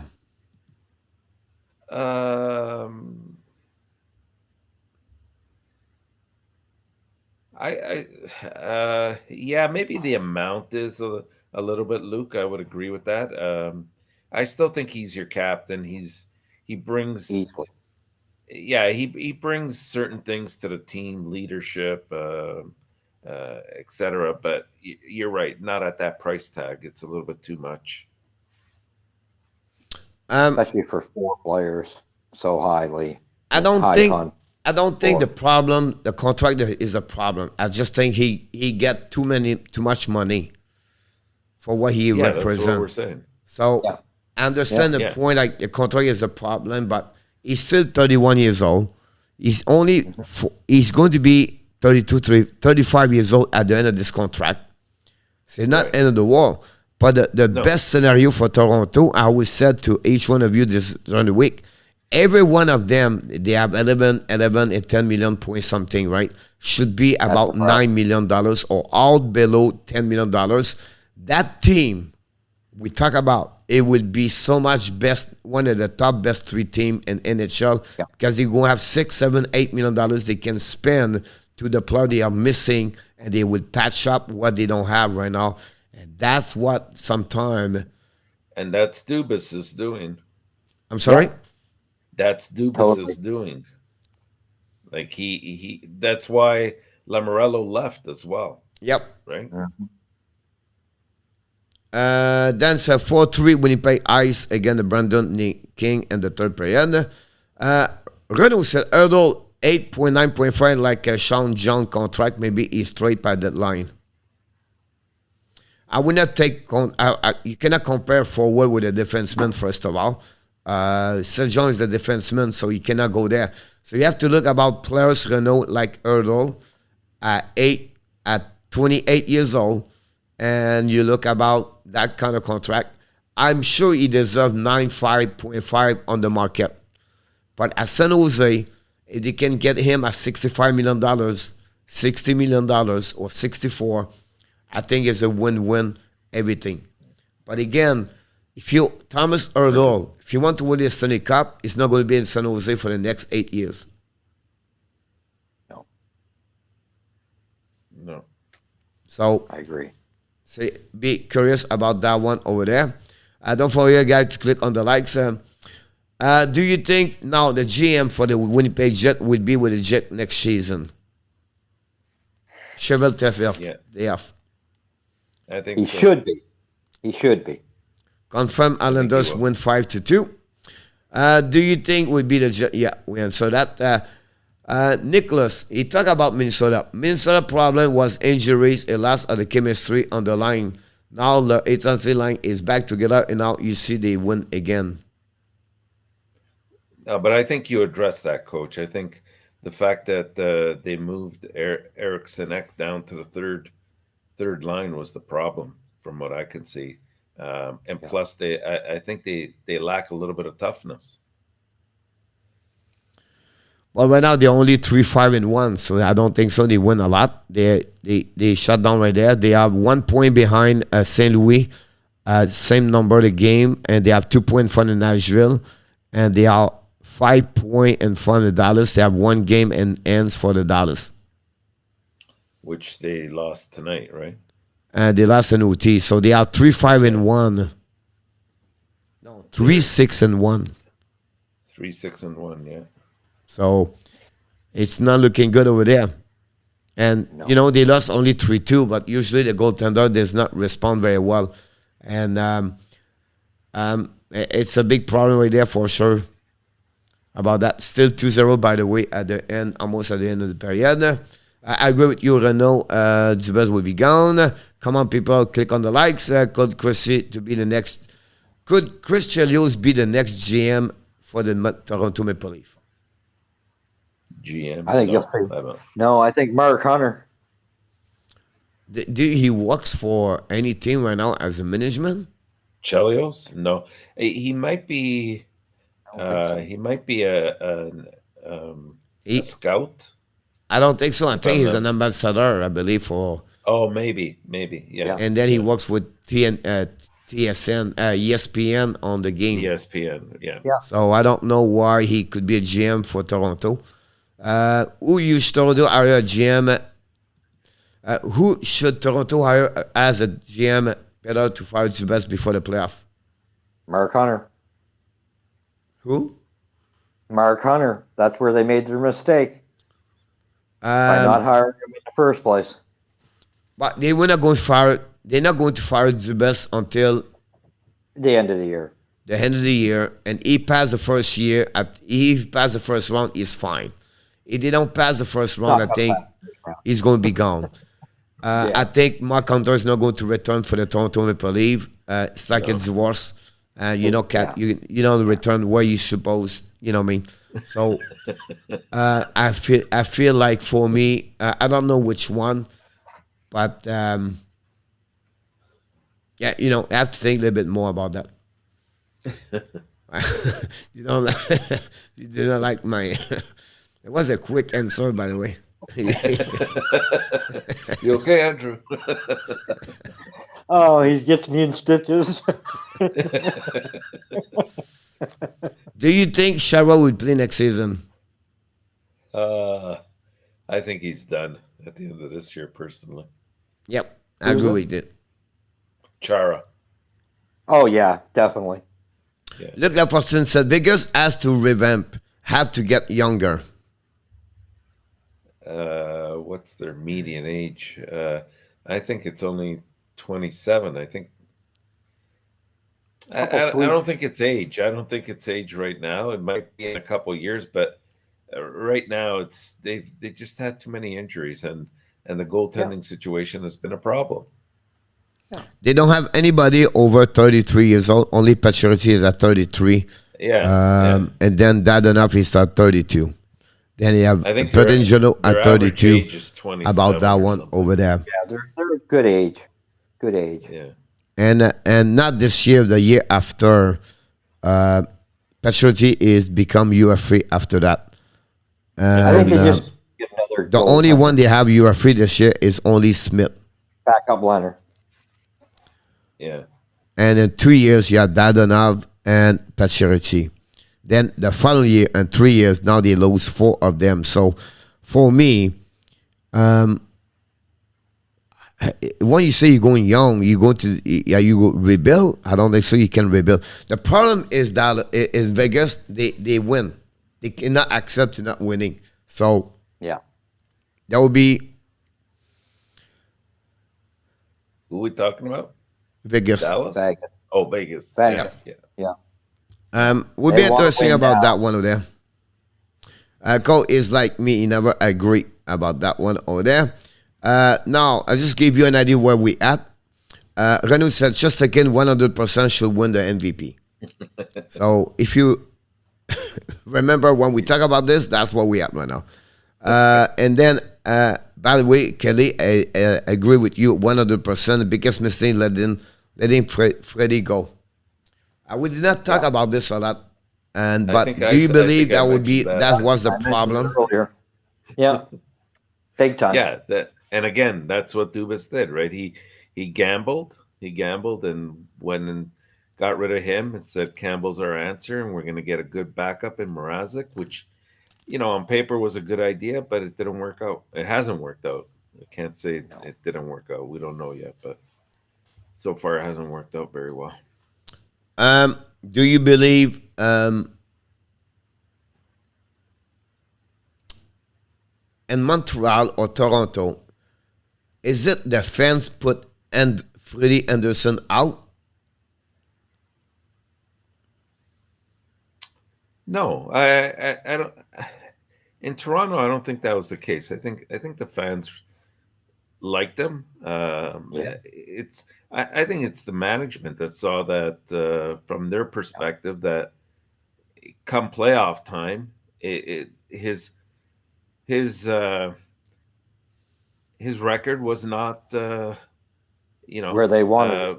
yeah, Yeah. exactly. Like they weren't. He wasn't going to deliver them to the promised land, and so Right. they thought it's got to be a goalie thing instead of addressing a couple of other issues like So their you want to tell defense. me he paid the price for Marner and Matthews did not score last year?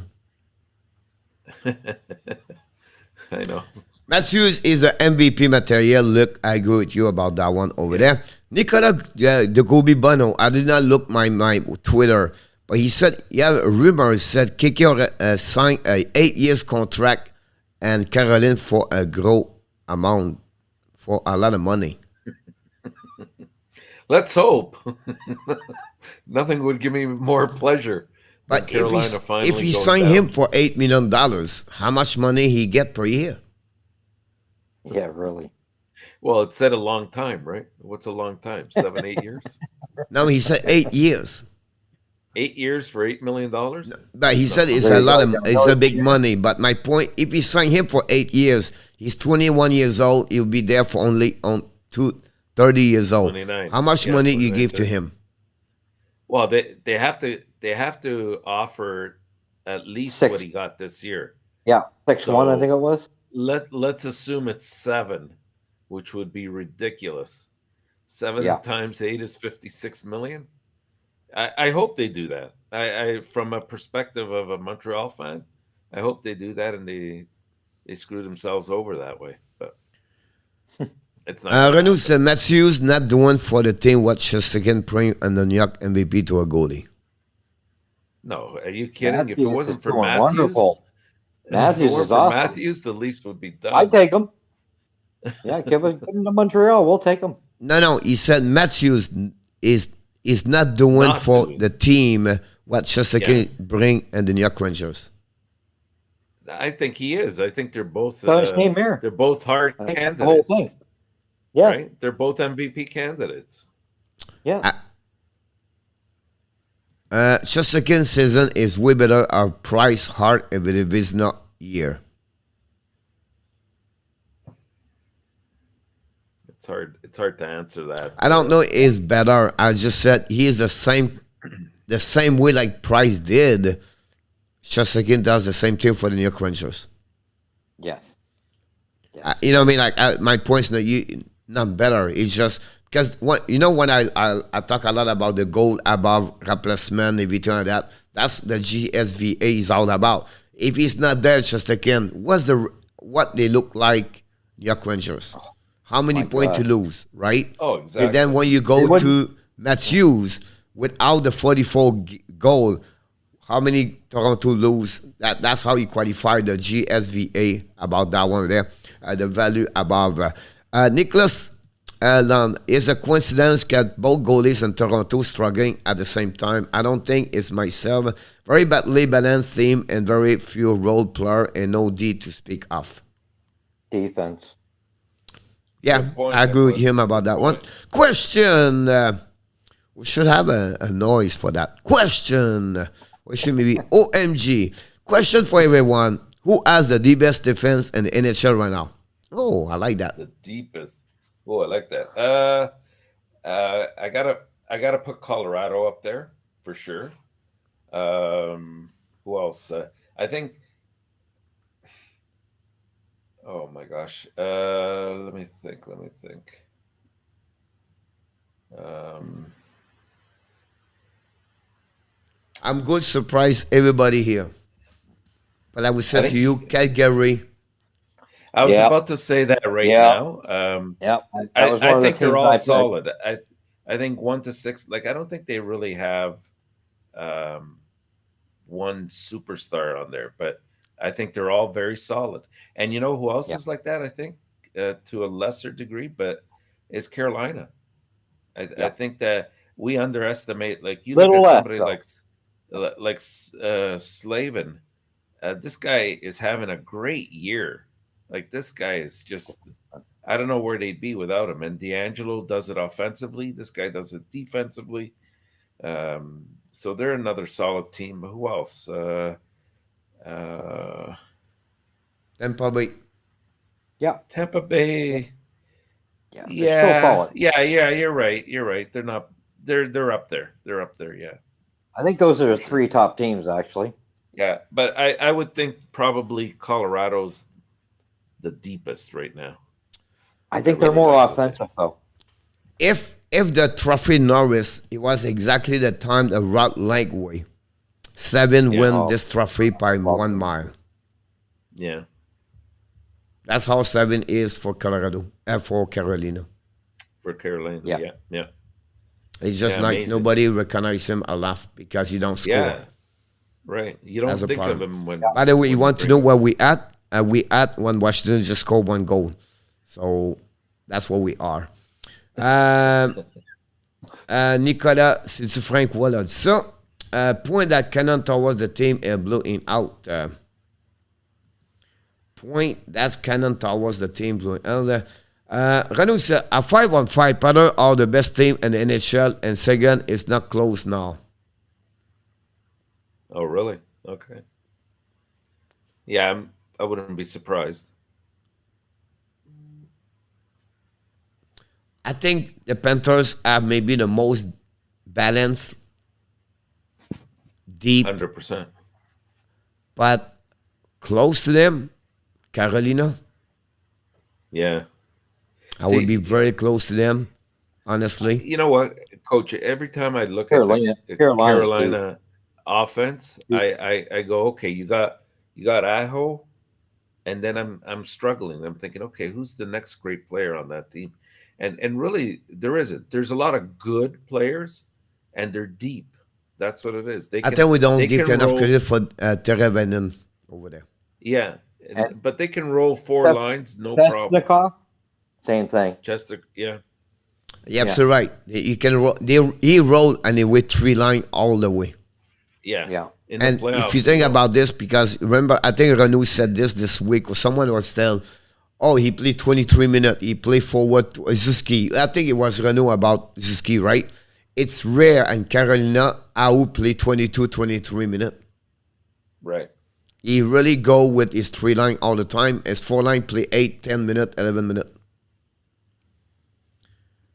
By the way, if Kotkaniemi signed for 8 years at $6 million, he become the biggest contract for everybody play only 10 minutes per game. We're still waiting for your but I will tell you this at the end of the year. Yep. Your Kotkaniemi video. Mr. David Arthur is in the house. I'm telling you right now, guys. I just see David Arthur's statement, right? Hi, coach. And before we see him, the next one, he was said, I have to go. And he's going to be 20 minutes from where we at right now. And because we are behind, I'm telling you right now, he was said bye before he just say hi. So I just want to let you know about that one over there. Kusnikov, 2 goals under a minute, Rana said. Rana, what's going on with you? Canucks. And Dixon, what did I go 3rd and 4? All right. Roger Delaney, welcome aboard. A big hello to the 3 wise men, coach in the top, and plus chat fans. Thank you so much. If Montreal trade it at the last date, that's coming. Caleb South is in the house for the Detroit Red Wings. Hey, welcome, Princess. Don't forget, guys, to click on the like. That'd be great. What been the best waiver pickup of the season? Pitlick. Oh, I love him. Pitlick's been good. Montebo actually has been good. Yeah, both of them. Hang on, there's another one. It escapes my mind right now. Somebody else. Oh my gosh. I cannot remember right now, but yeah, there's another one out there. It's not with Montreal, but the only way I know is the most player been on the waiver is Aaron Brooks. Yeah, and he hasn't stuck. Yeah. Roger Bouchard, welcome aboard. Roger, don't hesitate to ask question. Hey, welcome, Roger. Hey, Roger, how are you? Confirmed by Kill So Robbie Fabry done for the season with a torn ACL. Ooh, ouch. So that's what happened. Dixon said that he forgot the cube. I will go to forget him. He said, do you keep Kulak? No. I would. No. I would. I would. You got too many young defensemen coming up on that left side that I would rather go ahead with a couple of those youngsters myself. And I do think goalie will be ready. I think he's going to surprise everybody because he was ready this year. I think he's going to surprise everybody. For the benefit for Montreal, I will sign him below $2 million. And I will let go Glagu, Niku, and Tralala of the rest of the team. And you take the money of Glagu plus the right there. And the point is this part over there, they don't have enough. They are too young with Romanov and Cooley together. If one of the two have a struggle, now you have a Kulak where he can pick up the number 2 and the second pairing or the third pairing, everything like that. So you have a really great place to manipulate what something happening. One of the three could be hurt. You have a great defenseman in the back over there. So for me, I would sign him. You have him. He like to be here. Enjoy it, and he's not make you bad. But you got Edmonton, right? You got Edmonton, right? Edmonton is. I'm sorry. I think he's a. You have Edmonton as well, correct? Yeah. Yeah. So Yeah. I think Edmonton is fine for the senior guy on that side. I think he'd be fine. And I honestly think Gouli and Romanov be okay there. And again, remember, there's some other names that we don't even know how they're going to perform, right? Yeah, it's just I like the way he's developed. I just don't. I find his game is shaky. But again, you have a good experience. 28 years old, been in the league, and you have a great assurance in the back, and he costs you less at $2 million, and he can play on both sides if you need it. And I think he's right now one of the most. Yeah. He can carry on the puck. He can play on both ways, offensive, defensive. For me, at $2 million, if not, you're going to find back another Whiteman. You're going to play with a Glagu. You're going to go, and you can see Kulak is 2 times better at both of them by mile for me. Yeah. No, I like him. I would keep him as my. Oh, he's better than Clegg than Weidman. Yeah. Yeah, I'd keep him as my 5th. He's better than those two, but he's not.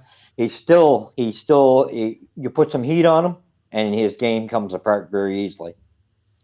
Because he's not the right chair. They use him as a second chair. He should be on the third chair for me. Yeah. Luc Laforcade finally he said that Kiki is a number 3 of the draft. Maybe. Never draft for the need. Draft the best player available. About that one over there.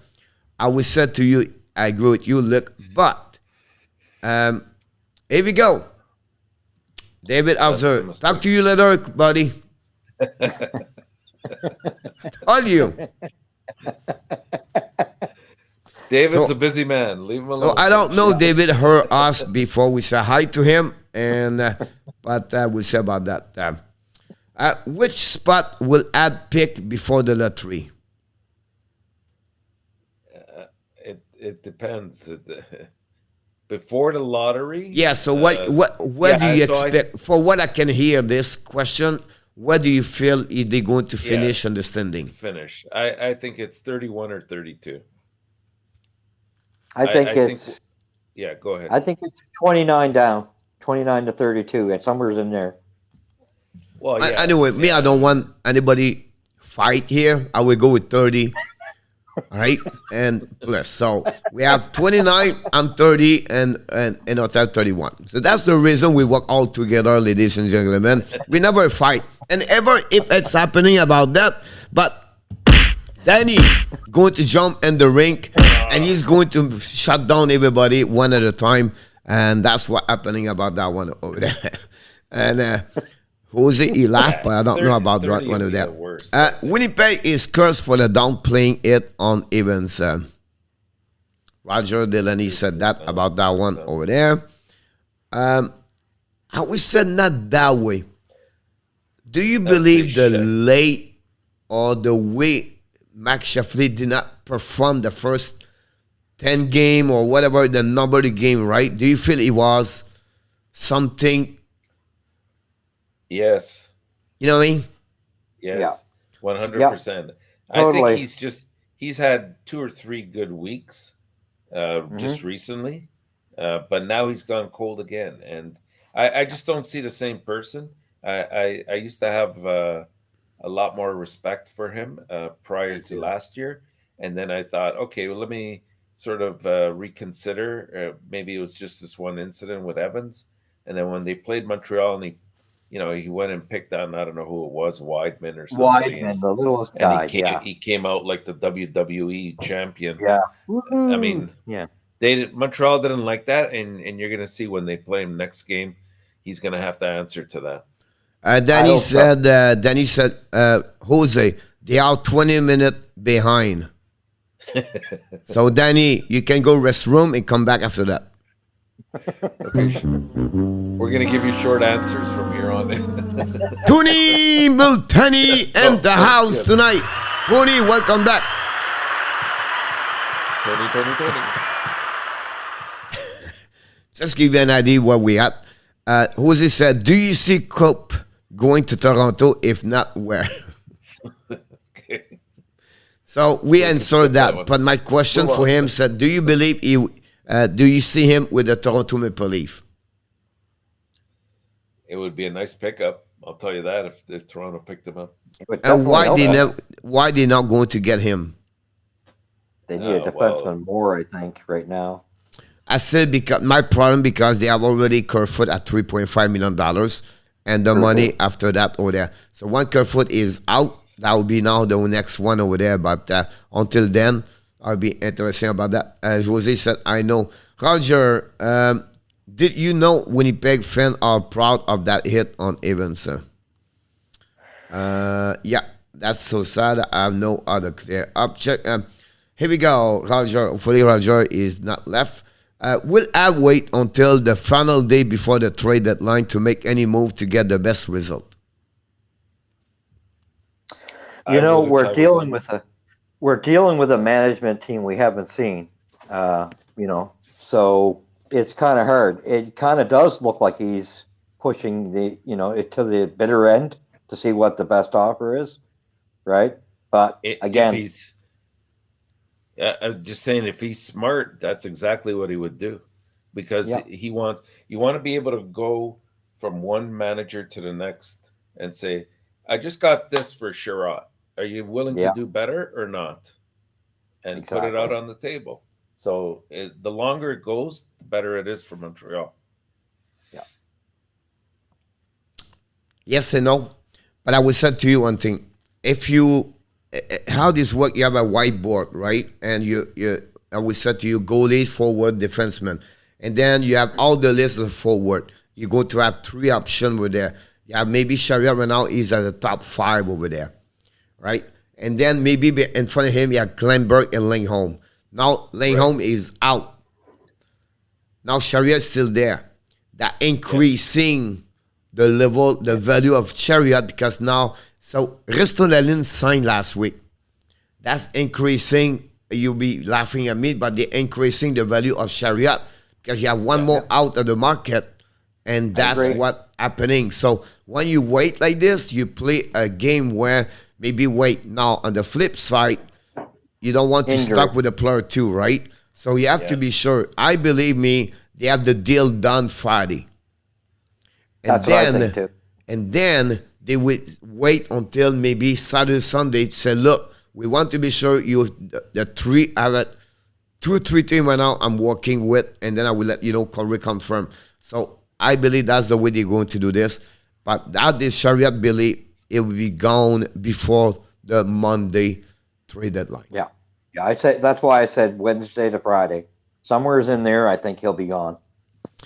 So Tavares is overpaid, but a team that need a forward, it would be okay. Is that they have Marner, Matthews, Nylander? Most teams have only one star player. They have four. If Toronto ate $3 million off the Tavares, will we give you Jake and Allen? Yeah, but Yeah, I'll take it. Yeah, me too. I would give them Christian Dvorak with. I found my way to the Jet channel. How they were talking about. Okay, talk about this. Randy and by trading Chariot, it would be a smart move. By trading Lekanen, it would be a mistake. At least you get something unbelievable. Oh yeah, absolutely. But we got to remember, I agree too, because I want Lekanen to stay. But if the offer's that good, you got to do it. Welcome back, Mr. Randy. Hopefully, he's not gone yet. Aside from Lekanen, is there another forward they're expectable? It can get some pick or solid prospect. Besides Lekanen? Well, we've talked in the past about if they could get rid of Gallagher's contract, that would be something. Not the same level like Lekanen right now. No. So like the only way closest to him for right now in my eyes is Anderson. Yeah, that's it. Maybe I misunderstood the question. What's the question again? Beside Lekanen, which other forward To draw can get the some value. pick and solid prospect in return? Yeah, to draw the value in. Yeah. Yeah. Anderson. The only thing I would say to you, right, in our tap is just the salary of both of them are too high to get that kind of trade. About that. Nicolas, tu dois être presque à la fin du show. Pas vraiment. Ça fait 20 minutes qu'on parle. Do you guys suppose the player won't want to play in Buffalo anymore because they won't give you the surgery you want? They will do what you leave because of it. So he said, do you believe they're not going to Buffalo because they don't want to get what they want to get if they have a surgery or they have an injury? I don't think so. I don't think so. That's influenced anyone to go there. I think Buffalo's it's a different problem. It's the way the team's been mismanaged continually. I think that's what turns people off. By the way, from RJ, the insider, Barry Trotz is to become the third coach to history to win 900 career win New York Islanders, who are the number 2 and 1. Nicolas, bonne nuit, à demain. C'est à peu près 10h30, ça. For the Islanders? Yeah. Wasn't Al Arbor number 1? Al Arbor. Al Arbor. Al Arbor. No, I don't think so. It's Islanders. I think history and the NHL. Oh, in the NHL. Scotty Bowman's got the record, I believe. Yeah. And number 2. Number 1 would be Bill Quinville? Who? Joel Joel Quenneville. Quinville. Yeah. Joe Quenneville. Yeah, I believe it's this. But yeah. I want to see Vegas get healthy, aligned with Pechoti, Eichel, and Stone would be insane. Vegas cannot get younger for 2 years, and on top is the age. They have trade all their first round pick. That's something we don't talk about. They have nobody. Their prospect is bad. They don't have no draft pick, and go there. Who are the true buyer in the West? Open, but will a few teams take a chance or not? Which team in the West are really good buyer at that moment, you think? Buyers? I think we'll see something with Colorado, St. Louis, Minnesota. I even think Calgary's going to make another move. Calgary, I think, has one move in them, and it might be defensively. LA possibly may do something. Possibly Edmonton. But LA would be more long term. It wouldn't be I don't think it'll be a rental. And the Vegas has to do something because they got to meet the salary cap. So that leaves Nashville and Dallas. I think they're all going to be active. Yeah, be in the honest West, with you. I do. The West Yeah, side, in the yeah. West. Yeah, yeah.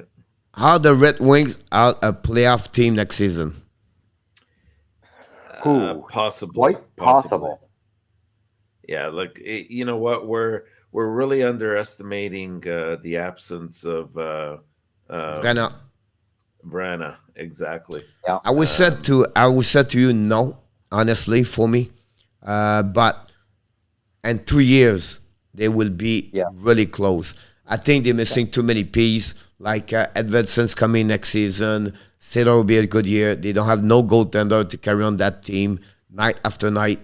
2 years would be a better. But yeah. for me, it would take Better at bet. least another extra year before they become really close where they can be in the playoff.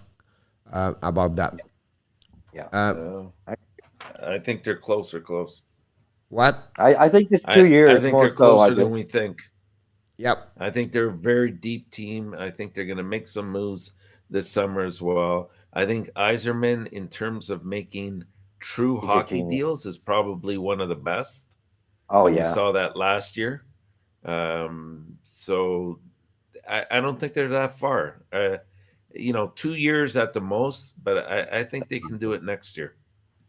Do you think it was a mistake to let Philippe Dano walk? I think it's the combination of players they allowed to go is the problem. Right? With Perry, Dano, and even KK, it was too much at once. So that's a hard question to answer.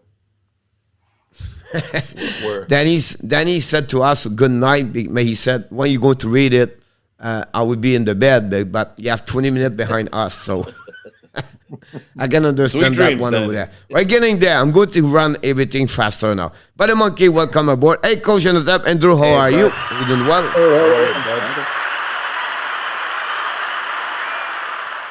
And they talk about Carolina as the best defense. Now they are talking about the defense. Okay. They all agree. I think we hit. Rangers have a good blue line. St. Louis is good, but not as deep into AV. Ranger is not bad, honestly, Nicholas, but average. They look good because Chesterkin stopped the puck behind. Right. Yeah. About the Florida defense? No. Then not the same caliber like everybody else.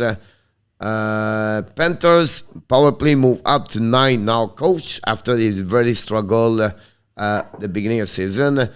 Carolina leads goal again. Do you think, guys, Pavelski can hold the far? Do you think Pavelski can carry on the team all the way to at the end? He better, otherwise they're going Florida's to count gonna be on in him trouble. for it. Yeah.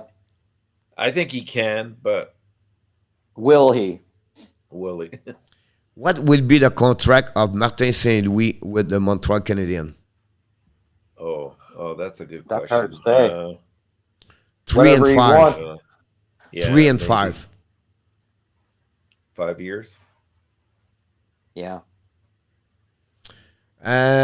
Luc Lafortune said Pitt Lake by far the waiver. Yeah. If we get Oh, Colorado yeah. Avalanche visit Calgary Flame, who will win and why? I will say to you, are we going to stop the why? But who win? Ooh, that's a good one. I say Calgary wins it. I agree. They're tougher defensively. The physicality right now Calgary beat Colorado Avalanche. Yeah. Almond has been a good pickup, but not good enough to consider him as a good yet because he played only 3 games. Right. Yeah. Ron is agree for Matthews.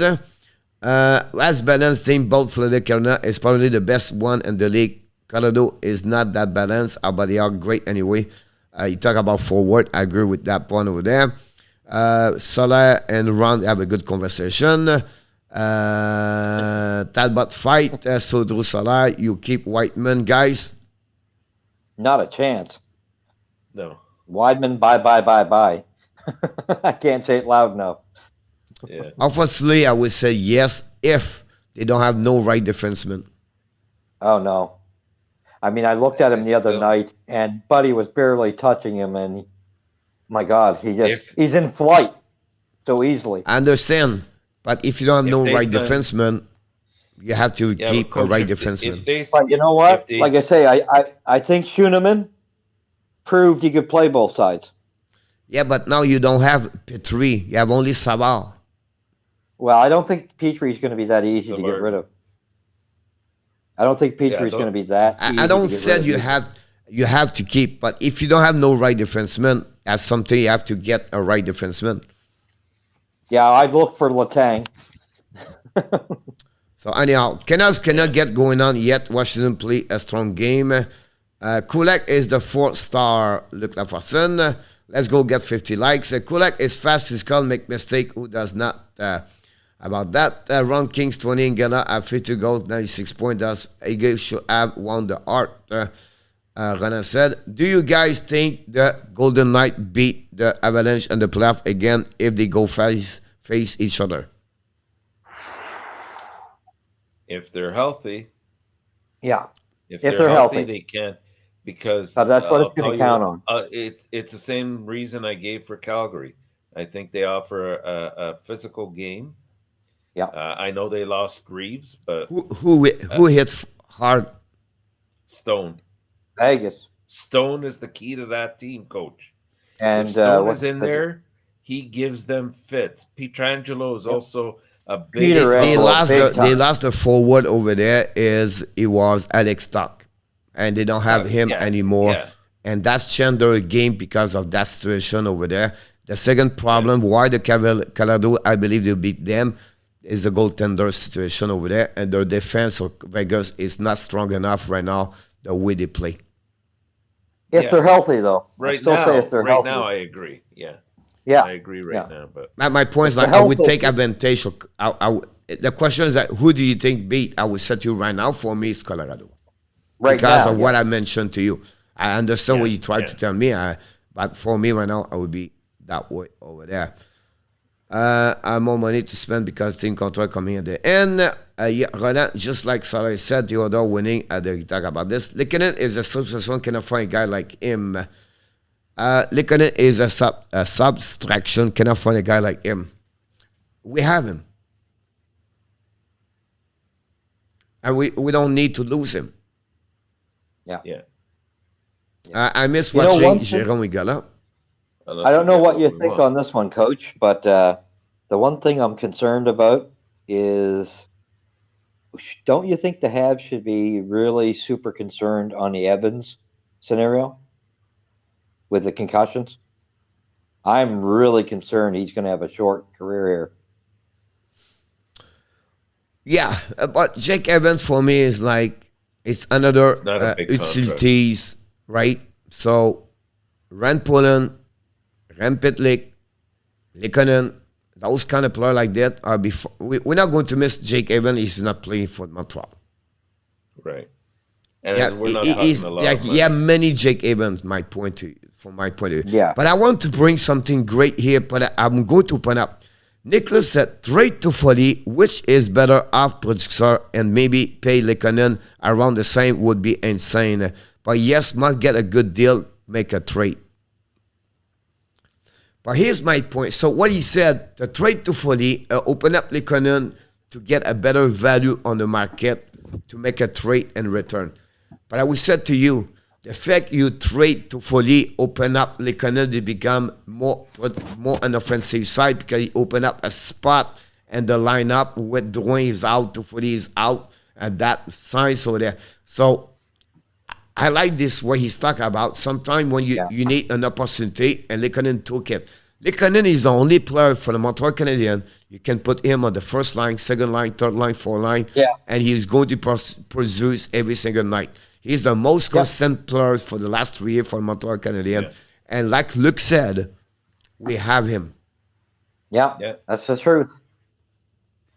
Yeah, there's no rush. No. Buffalo need a real GM. Buffalo need a new owners. Petrovsky is hurt again, by the way. Oh, boy. Luke Wow. Lafortune said Al Arbor. I would not be disagree with him about that one over there. Do you see Joel Edmondson stay with the Habs long term, 4 or 5 years? When's his We got to current know how contract his over? back is too. I don't think so because he's right now at the end. His contract, he have 1 more year to go after that. Yeah, he might be done. The Golden might be Knights done. have lost the 3 straight row in official falling apart of the playoff position by point percentage with 22 games to left. So Adam definitely, Miller dumping on his team. so honestly, They right could now, be.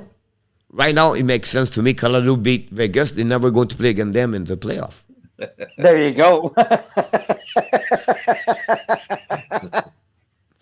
Calgary made their move, but Colorado maybe look like for son. Coach, ENORTAP, Andrew, do you think Darryl Sutter going against his former Stanley Cup team would be a good playoff series this season? So do you think he's talking about the Stanley Cup coach? one that they beat in 2012 or 2015? Or he's talking about the team he has right now versus the Kings? The LA? Yeah. I'm versus assuming the LA Kings. team. I'm assuming the I- Kings, yeah. I don't think it'll be he as has- close as you think. I think he has a better team now. Oh, yeah, by far. Yeah.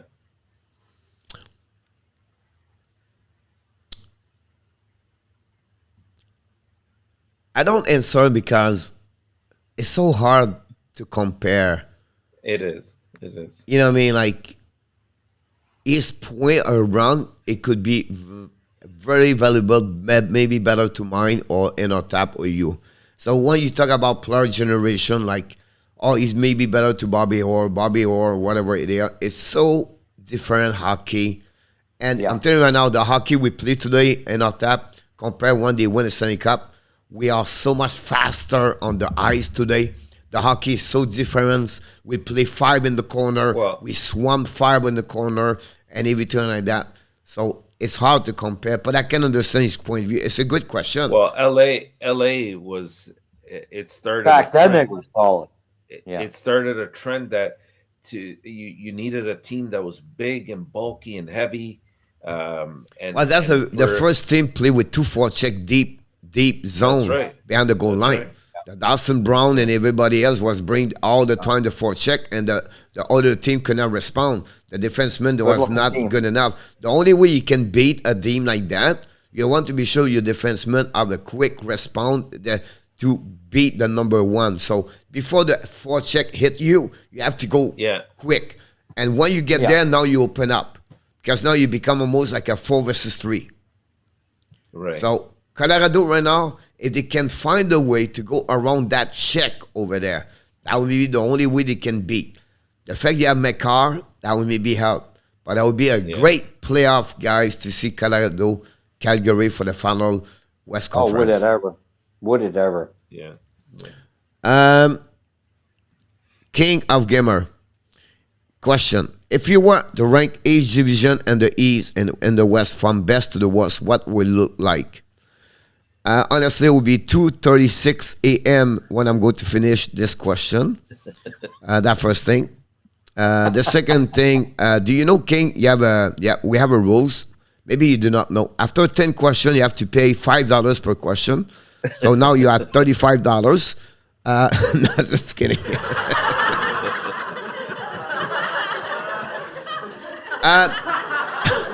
But back to him, right? If you were to rank each division in the East and the West from best to worst, what will be look like? And I would say to you, don't go like this way. Only take one and I'll tap. Atlantic. I go Atlantic, Central, Metropolitan, Pacific. And I'll tap. Andrew. I go Atlantic, Metropolitan, and yeah, Pacific would be last, I think. Yeah. I don't know if the Central is so good because the Pacific is so bad. Does that That's make why sense? I said American Metro. All right. Yeah. So if they are good, I would say Central Atlantic, Metropolitan Pacific. But if because the Pacific is so bad, you can go with Atlantic, Central, Metropolitan, and Pacific. Pacific, yeah. You know what I mean? That's what about that. And Yeah, we have a question about Dano. I don't know we answered that one over there. Dano left because we did not like Bergevin's approach. Did we answer that one?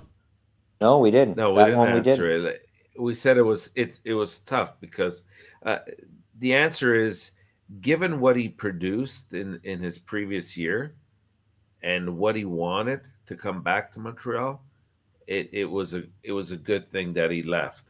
Now we're seeing a different side, right? Because he's playing a different role, and we're missing him. So, no, I will not grow a mustache.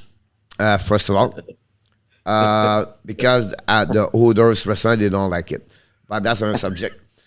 My point to you guys is this part: the success, the success of Dano right now, guys, at that moment. Yeah. Is because you don't have the same chair. And Montreal, you have to cover McDavid. You have to cover Matthews. You have to cover Au. You have to cover Barkov. And Ellie, he plays second center. Right. And that's changed completely the reason why he scored more and what he's supposed. I'm not blame him. He's not a good player. It's great for him. I think you have that kind of offensive inside of him. But in Montreal, if he was please second center and you have a guy like Kopitar in front of him, that's what you're going to get in Montreal at 15 to 20 goals per year regularly. Yeah. The only thing I have with that is last year we were so... King of the Gamer, ladies and gentlemen, at 11:20. Here we go. Super chat. Wake up. Rivers.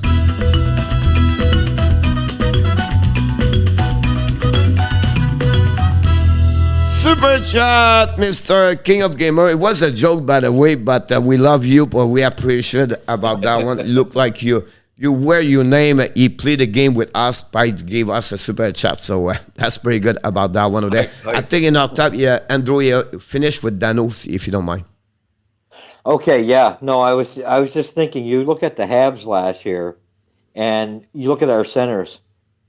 There wasn't anybody that really, stuck out at playing at the first line continually. They seemed to juggle the centers there continually last season.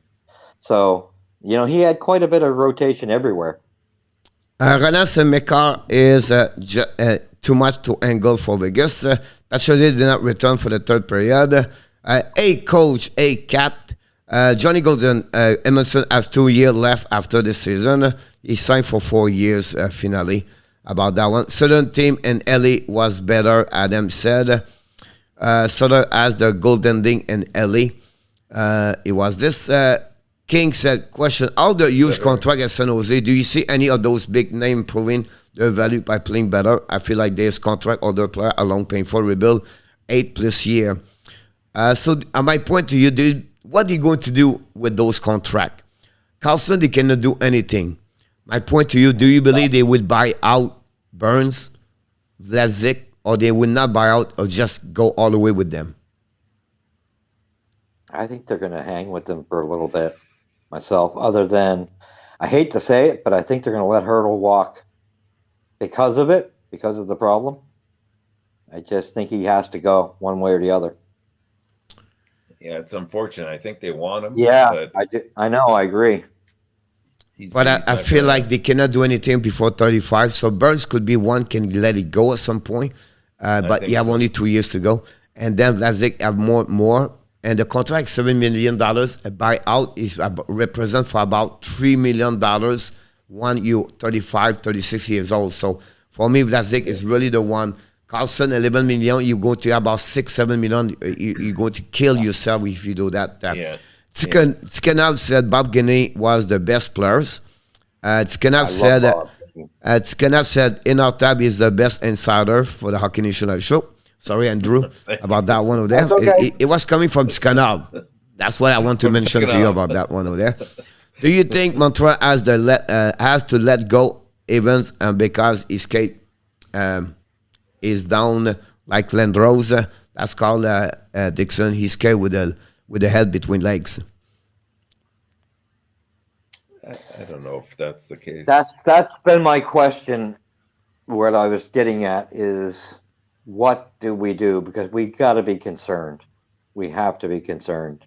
If maybe his name goes out there. Yeah, you're talking about the concussions. Yeah, but I don't think he necessarily skates with his head down. I think he's just been very unfortunate, and he's been hit at the wrong places. Oh, he does have his head down at times, though. Yeah, he does. Yeah, he does have a bad habit of doing that. Paul, he said to you guys, that's great to see you. And this is, Paul, it's not about me, it's because ENORTAP and Andrews. And I will stop by here to take a moment to both of them to tell you, Mr. ENORTAP and Andrews, how much we are really grateful and thankful having both of you for your time. It's volunteering they do, guys, here. I give them a car at the end of the year, but we never specific the year yet. But until then, we appreciate honestly their time, everything like that. So great to see this, Paul. You mentioned about that, and we thank also for us. We try to put a power play regular the Sunday night. We do tonight, Paul, because the Flyers play against Montreal Sunday night. Otherwise, we would be a Sunday night. So that's what we try to do. But I agree with you about that one over there. Right now we give them most like a horse. We start with the horse first, Paul. After that, we give the car. After that. Adam, quit was definitely one of the most important reasons. I agree with you about that one over there. Yeah, it was awesome.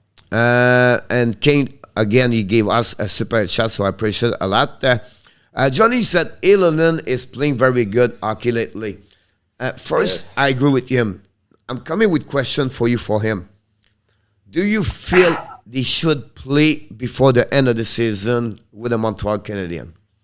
Why not give him a shot? I mean, I here's my thing. I'm not sure if he's long term with the Habs because I haven't really seen anything from the offense from Laval that excites me yet. But would I give him the chance? Heck yeah. Why not? This is the time to do it. I'll be honest with you. I see a lot of clips for him the last month. Compare what I saw for him for the beginning. Even last year. And this kid right now, he turned to be a pro right now. My point to you, because the Armia is stuck Ylonen there right now. And I think for me, if Armia goes, if it's something happening, Ylonen, I would like to get him a 5, 7, 8 game at the end and just feel like what he looked like under Martin Saint-Louis also. So hopefully Montreal is going to get there over there, open up the door for him until the end. And we don't want any players get hurt, right? But you have a players can get hurt, and I think they should call him. I think for them, Montreal should also waive Cedric Paquette. Oh, most definitely. Most definitely. I think him and Perreault. I think him and Perreault have to go one way or the other. Whatever it is they got to do, they got to get them out of the lineup, bring up these kids. Danu was lucky. He was able to land on the team where he could find a better success. King got extremely lucky to get Danu for 6 years. Yeah, I agree. That's a good point. For the Kings, I believe it would be better if you get a 5 year and not 6 year. But sometimes you can pay at the beginning of the contract and not for you know what I mean. But I can understand about that one over there. I like asking intriguing questions even as a kid. Not a problem, King. We love you ask a question because you're the only one. Just kidding. Because Luc Lafortune never asks question. I don't know what's going on with Luc Lafortune. He's always disagree. He just said no. If we say yes, he will say no. If we say yes, he will say no. He just disagree. He loves to be disagree with us. He cannot be agree with us. That's Luc Lafortune. But we love him, by the way. So that's not a problem. As good winning face-off. He's been a shutout guy, but a winning team. Dano is a third-line center, Salaya. Yeah, he is. Second line. No, I I'd say believe he's he is the third second line. line. Second line, I think. Look at his. You look at the whole league. Maybe in Montreal, but not anywhere else. Yeah, but you know what, though, Andrew? Even with Montreal, with the exception of last year, if you look at his stats, they weren't bad. And he was still Yeah, playing they were average, top but I still lines. think he's a third line. He's I just a think 20-goal scorer. I think we're that bad offensively that we've got a lot of third, fourth liners on that team. No, and Drew, we just talk about Luc Laforcade. He's always disagree with us. Now you jump on right away with again us. Now you said Well, we got to spice up your life. It took 30 seconds in our tap, not 10 questions.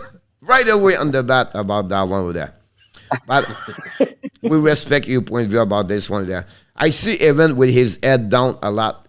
So like I said, King said we need a first line of ENORTAP on the left and Drew on the right and Coach down the middle. I like to be in the middle, King, but that's a subject for one reason. That's another story. Roger said, ever heard of Jack McBain at Boston College is maybe available? Yeah, we were talking about that. We were talking about that. Yeah, I like his size. Sure. I will say that. I like his size. Roger, it's not because of you, but we talked about this 6 hours ago. Look like This conversation's getting bad. we feel like it's 6 hours. We are tired and now we get 11:30. But to be honest with you, Roger, that conversation start, Roger, because the Weber contract. The Minnesota maybe want to buy the contract of Weber, and maybe Montreal would maybe request Jack McBain and return. So. Former Boston College. I don't know if you know him. He's a 6'3", 6'4", 196 pound, 994 forward. You have 5. Have you heard the reports today, though, that it's looking like Minnesota wants no part of that? But the problem, Roger, is like they are a problem there. I said, Roger, the problem in Andrew is Be whoever you want me to be. he maybe doesn't want to go there. He maybe doesn't want to go there, and if he refuse to sign, he become free agent August 1st. Yeah, Right. but they're saying that Billy Guerin doesn't really want to go through with it. It would jam him up too long. But That's what they're saying. yeah, but That's my what they're point saying. is like he cannot give him anything. He become a ELC, so he get $925,000 per year for 3 years. I get what you're saying. I get what you're saying. But that's the reports coming out of Minnesota. That he just does not the see Minnesota it. want him. It's just the family No, that they may be. No, they're saying it would jam them financially too much. And that's just the report. Yeah. Yeah. I hope he goes. I hope he goes there. But I think we got better chance with the Coyotes. Finally, Ron said, sorry, Andrew, but he's a great second line. So like he's only scored 5 goals on the first line last season. So like yes, Last season. It's not because he before played that. against the best players. The reason we make the playoff, honestly, after Carey Price, I would say Dano is maybe the best player in the playoff for me about that. Who do you After me. choose? Who do you Coach. choose, Makar or Fox? Makar. Yeah, McCarr. Yeah. Yeah, I agree. I like them both, but Makar. But Coach, just so I'm getting a report here from Andy Strickland. KK sounds like he might be agreeing for 8-year deal between 4.25 and 4.5. That sounds more like it. 4.2 to 4.5. 4.25 to 4.5 for 8 years. Wow. And But he's still going to do that 6-1, doesn't he, at first? No, they can renegotiate it. If he was going somewhere else outside of Carolina, then they would have to be at that value. If he was, That's a better value for him. Yeah, it's exactly where he should be, I think. Well, maybe even a little bit high in my eyes, but It's a good deal for Carolina. yeah. Yeah. Because right now he get him on his peak of his career at 26, 27, 28, 29. Right. So congratulations for him. Laval played good. Why chant anything and learn to win? Because you want to see Luc Lafortune why what look like in NHL. If not, you're never going to see that because you're never going to have a chance to play with Montreal if you don't use him. You use a player like him when you don't win and you're on the bottom and the standing. That's the right time for the Montreal to try some different players at the end of the season about that one over there. That's the reason I was mentioning about that one there. Yeah, I agree. Yeah. King said, let's not forget Victor Edmond. Nicholas is a battle tank. And tonight, Ilonen looked like a man playing against the boy at that time.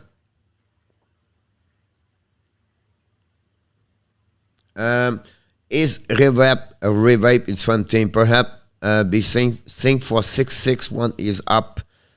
So he got 8 for 2 was 32 million, 34 million, 35 million dollars. Not too bad. I was cool with Dano for 3.54 million per season, likely only for 3 to 4 years. Not agree with him. He will get more money. That's the reason he left. More, yeah. That's the reason right there. My sky limit for Dano was $4 million. Look, Lafortune, I'm right all the time. Yes. Of course you are.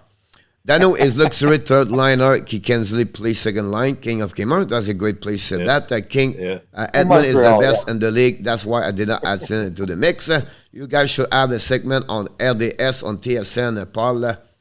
I just wait Pierre Hood retire, and then we're going to communicate with RDS about this. Edmond is very solid.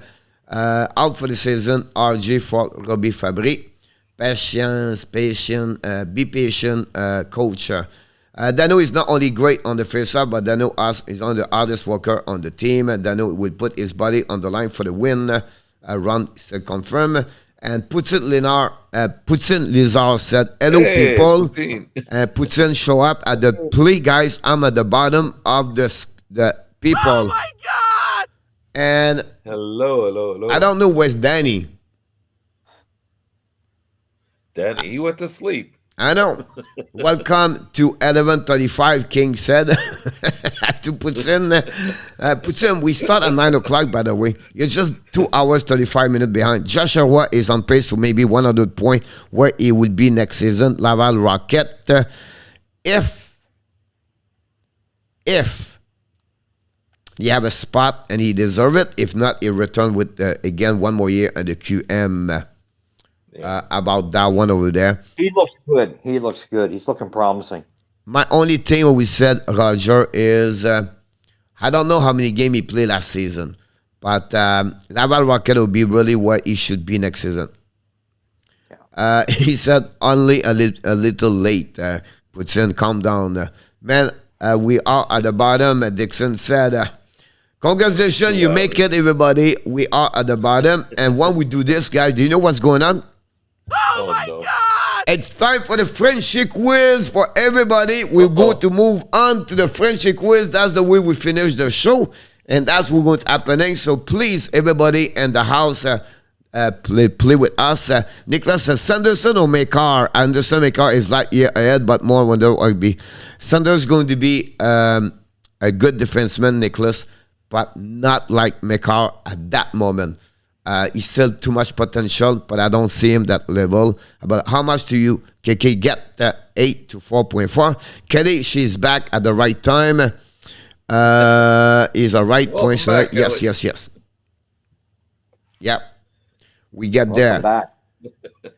I believe we have 6 questions tonight. Under, over, and exact. It is. Oh my God! First question of the night, ladies and gentlemen. Be ready. Here we go. And we have 2 kind of contests here.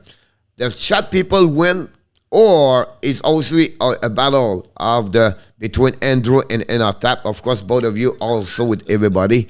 But the first question is, there are 139 new players debut in NHL, conclude the players and the goalies, and the NHL this season. How many are defense this season? 42. Under, over, or exact? So honestly, do you believe that 42 defensemen are the 139 at any position start the season this year? Roger said under. Nicholas said under. Roger said under. RG said over. Salah said over. Jeez. Luke said over. Dan said under. Ron with King said exact. King said, you better to play King, by the way. Dixon under. Kelly said exact. I think I have everybody. And Mr. Andrew. Exact. Mr. ENORTAP. Okay, you took my answer, so I'm not going to go with it. I'm going to go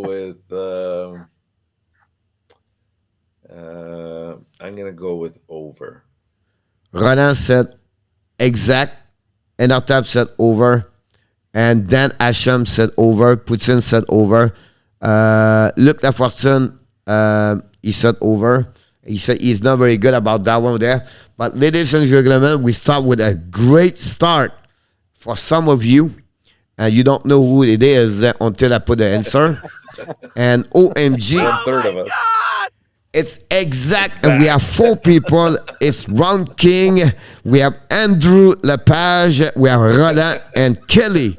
Take the start right away. The first of the night of the 6th question we have tonight. So it's very early in the game. Danny would have said exact too. Question number 2. From the 139 players, how many of them have 0 for the plus and minus in the season until today? 24 of them are 0. So they are not -1 and they are not +1. The number is 24. Is it under, over, exact? Putin said Google did not help. ENORTAP. Well, I had the right answer. I just didn't want to agree. Don't always do that in the tap. I did that with you last time, and it didn't do me good. Oh, boy. Putin said under. Dixon said over. 0. Nicholas said under. King said under. Luc Lafortune said exact. Roger Bouchard said B, over.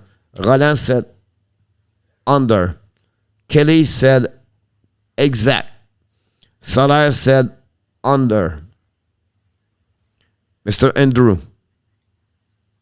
Under.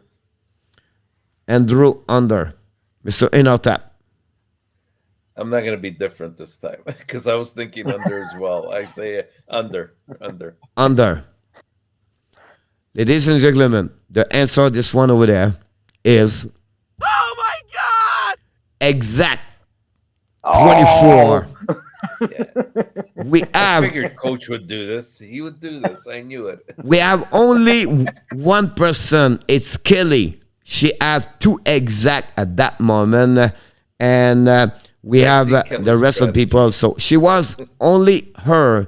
She got exact with Luc Lafortune for that answer. So that's where we at that moment. Here's the good news. Oh my God! The next question, we delete the exact. Exactly. I knew this coming. Here we go. So the next question is, in season 2020-2021, how many different players play in the NHL? 914 players in NHL last season, 2020-21. Under or over? How many different players played in the NHL? How many players played last season? 2020-21. 914 players. So the word different really doesn't mean anything. It's just how many players played in the NHL. Yeah. Okay, gotcha. Okay.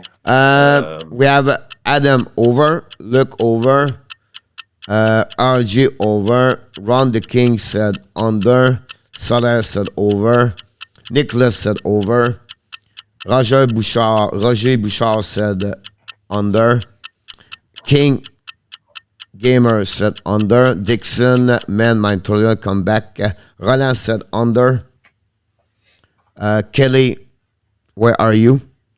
Andrew, where are you? Right there. Under or over? Puts in under. Under. Andrew said under. Mr. ENORTAP. I took Kelly's advice and I wrote it on a piece of paper. I went with under. Under. So now you go under, but Kelly go over. No, she suggested that Andrew and I write it on a piece of paper beforehand. Okay, so you take everyone over there. So we have one of you have a good answer, by the way. Oh my God! I figured. And the answer is under. Yay!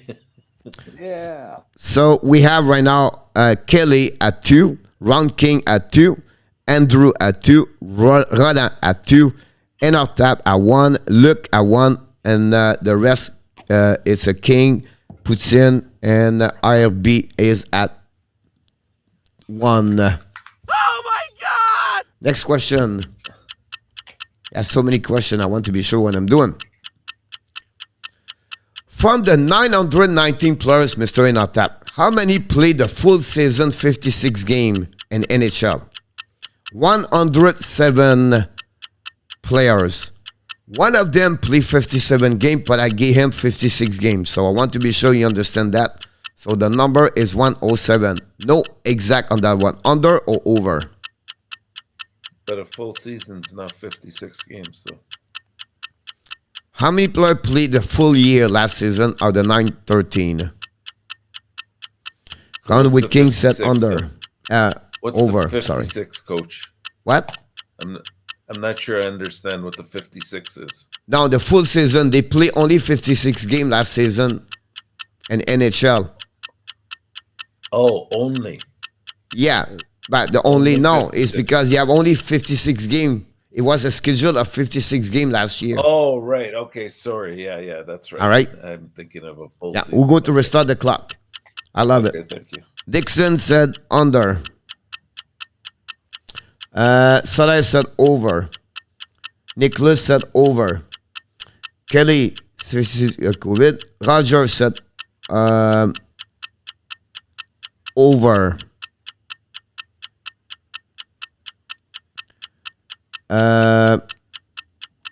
King said under. Puts in, come on, ENORTAP, get you people going. Roland said over. Kelly said under. And we're going to wait everybody the clock finish. Mr. Andrew. All right, Mr. Andrew, now I'm going to start with ENORTAP. I'll maybe influence you. Okay. Be over. Mr. ENORTAP and Mr. Andrew, now you have his answer over. Are you going with him or not? Yes, I'm going over.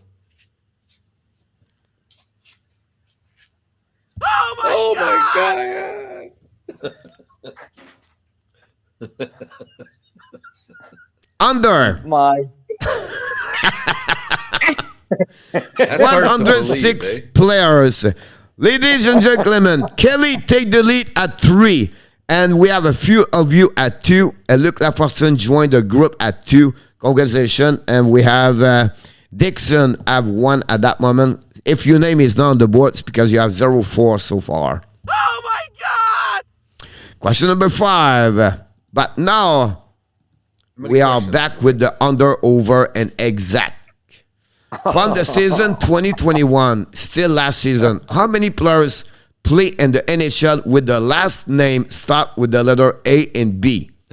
120 players. Oh boy. So how many? Do you stay up all night making up these questions? Nicholas said exact. Dixon said over. Sada. We have a good time. The answer is E puts in.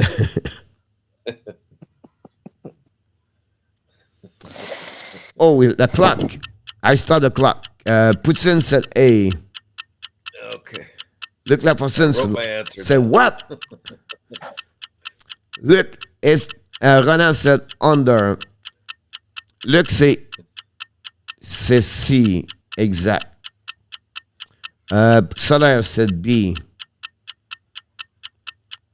Miss Kelly right now. Kelly said C. That's Kelly's strategy. I get it.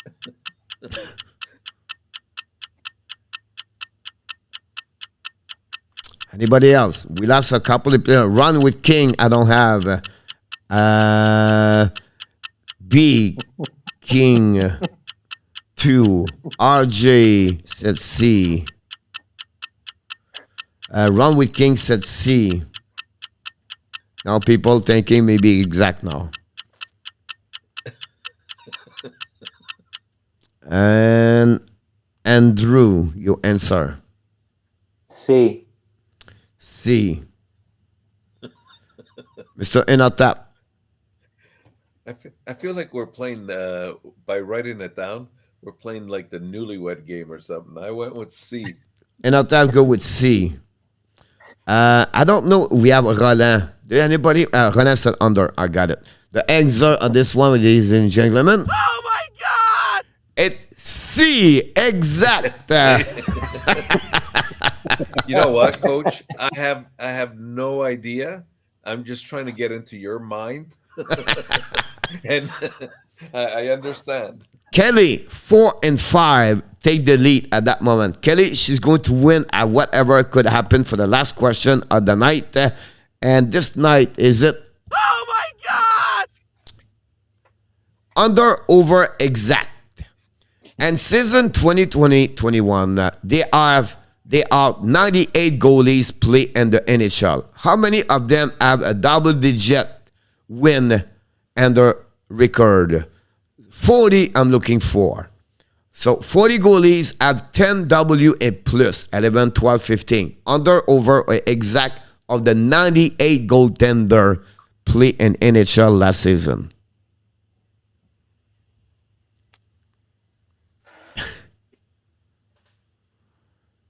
King of game is always C. I go with C. All right. Adam, go with C. Kelly, you first, whatever you do. Salah, A. Dixon, Dixon said B.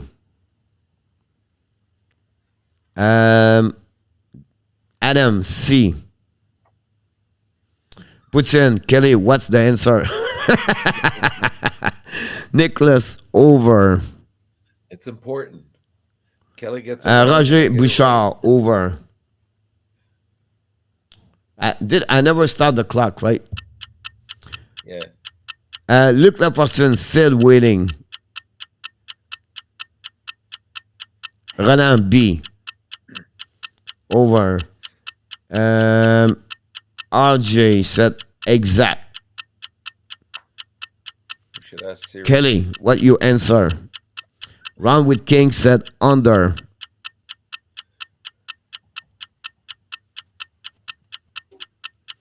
Ron with King, maybe one can win tonight if Kelly is wrong. Puts in over. Kelly is under.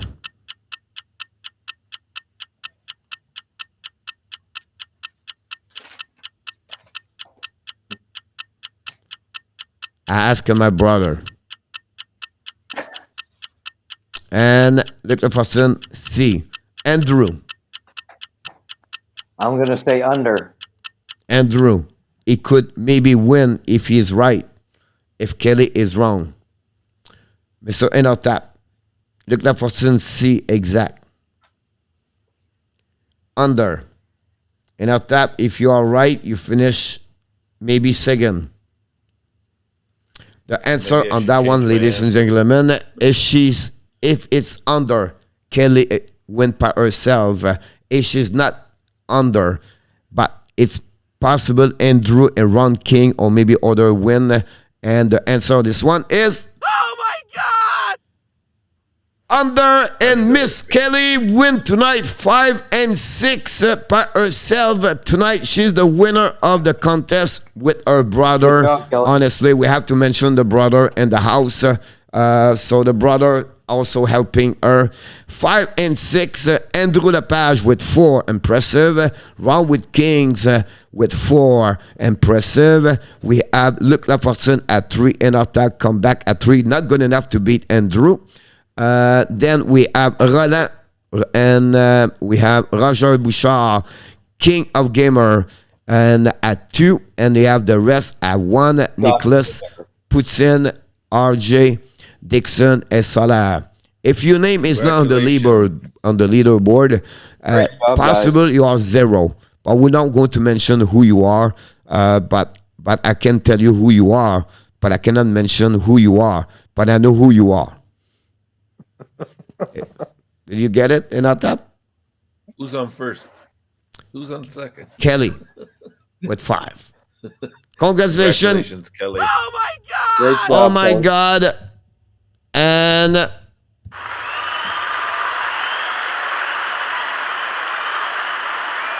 congratulations again.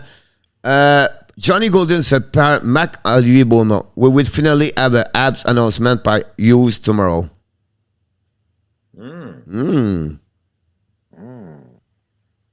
Yeah, the cost We of should hot start dogs at Want to start a at trio the here? Bell Center. Is it a trait or a plus thing? I thi- Would be very interesting about that one there. Obviously, I will not make the video. I'll be out tomorrow all day long. We'll be there tomorrow night at 7 o'clock. But, well, I could be back at 4. So, will be interesting about that one there.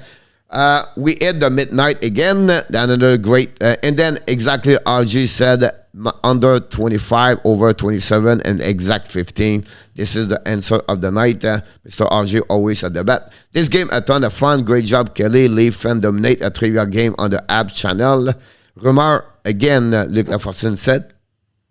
But when they are coming from him, Baudouin, I like, he's pretty good usually. So we'll be interesting about that one over there. Last word, Mr. ENORTAP. What are you looking for this weekend for the Montreal Canadiens overall? Well, according to Johnny, I'm looking forward to some kind of an announcement tomorrow. That's for sure. But I think I still think Montreal can win both games this weekend. So I think they're going to go 2-0. 2-0. And Mr. Andrew. Again, I guess I agree there. I'm looking forward to see if there's going to be an announcement. So that would be exciting. But I'll stick with my 1-1. I think if we're lucky, we'll take the Kraken, but we're not going to take Philly. And King of Gamers said that rumor is ENORTAP is going to win the next trivia next time. And then Putin said he's looking for a win. King of Kings said 1-0-1 this weekend. Anyone prediction on the Leaf outdoor game tomorrow night at the Hamilton? It's gonna be very cold. We just started third period. Vancouver guy is 2-0 Washington right now. I think It's sad Bruce, for you better get it Vancouver going. because Vegas lost tonight and the Jet lost. So I wish for the Vancouver, but. Until then, my friend, we want to wish everybody. I want to say to both of you, thank you so much. Look like the show become a 3-hour show. look like right now. We are not That's in reality with a work. power play. Sunday we'll be back. Then following Sunday, the March 20, we'll be back, all both of you. I wish you an amazing, great weekend, everybody. Look forward to seeing maybe some of you at the live stream play-by-play with the Hockey Nation show tomorrow night, 7 o'clock. Until then, we wish you an amazing, great weekend, both of you and for the rest of the people. But before we leave, we want to remind everybody, you are awesome. You are amazing. You are the best. And remember, you have greatness inside of you. Thank you so much, everybody. It was another pleasure having each one of you in the chat. You are amazing people with your respect each other. We lost Mr. Danny T. Maybe he's swim dreaming. Maybe he's dreaming right now wearing a Montreal Canadiens jersey. We'll see if it's happening. So far, so good. Until then, we remember, be well, be healthy. Find a way not only to dominate your day. Find a way to dominate your year 2022. Have an amazing, great weekend, everybody. Booyah! Great weekend, guys. Good night, everyone. Thank you.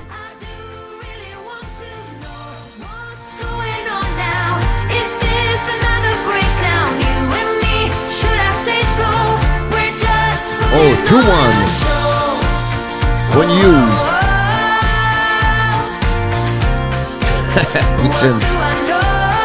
Thank you so much. Look, it was great having each one of you guys. Adam, always a pleasure. Round with Kings. Kelly, Roland, Nicholas, King of the Gamer, thank you for the super chat. 2-1, yeah, I just saw that too. ENORTAP, thank you so much. Andrew, thank you. Oh, Habs go, Roger Bouchard, thanks to be here. What about RJ? We love you, buddy. Good night, Luke. See you tomorrow. Bye, Kelly.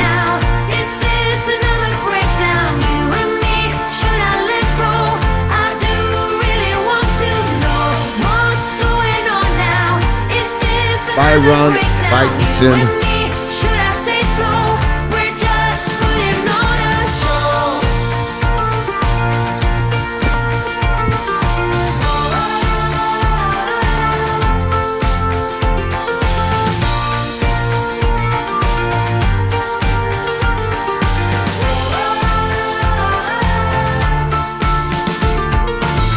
Come on, get a grip now of all the ways we parted. You showed in your own way we would stand and we would fall united. Come on, get a grip now. Just finish what you started. Don't like the feeling that I've been fooled, deceived, and so misguided.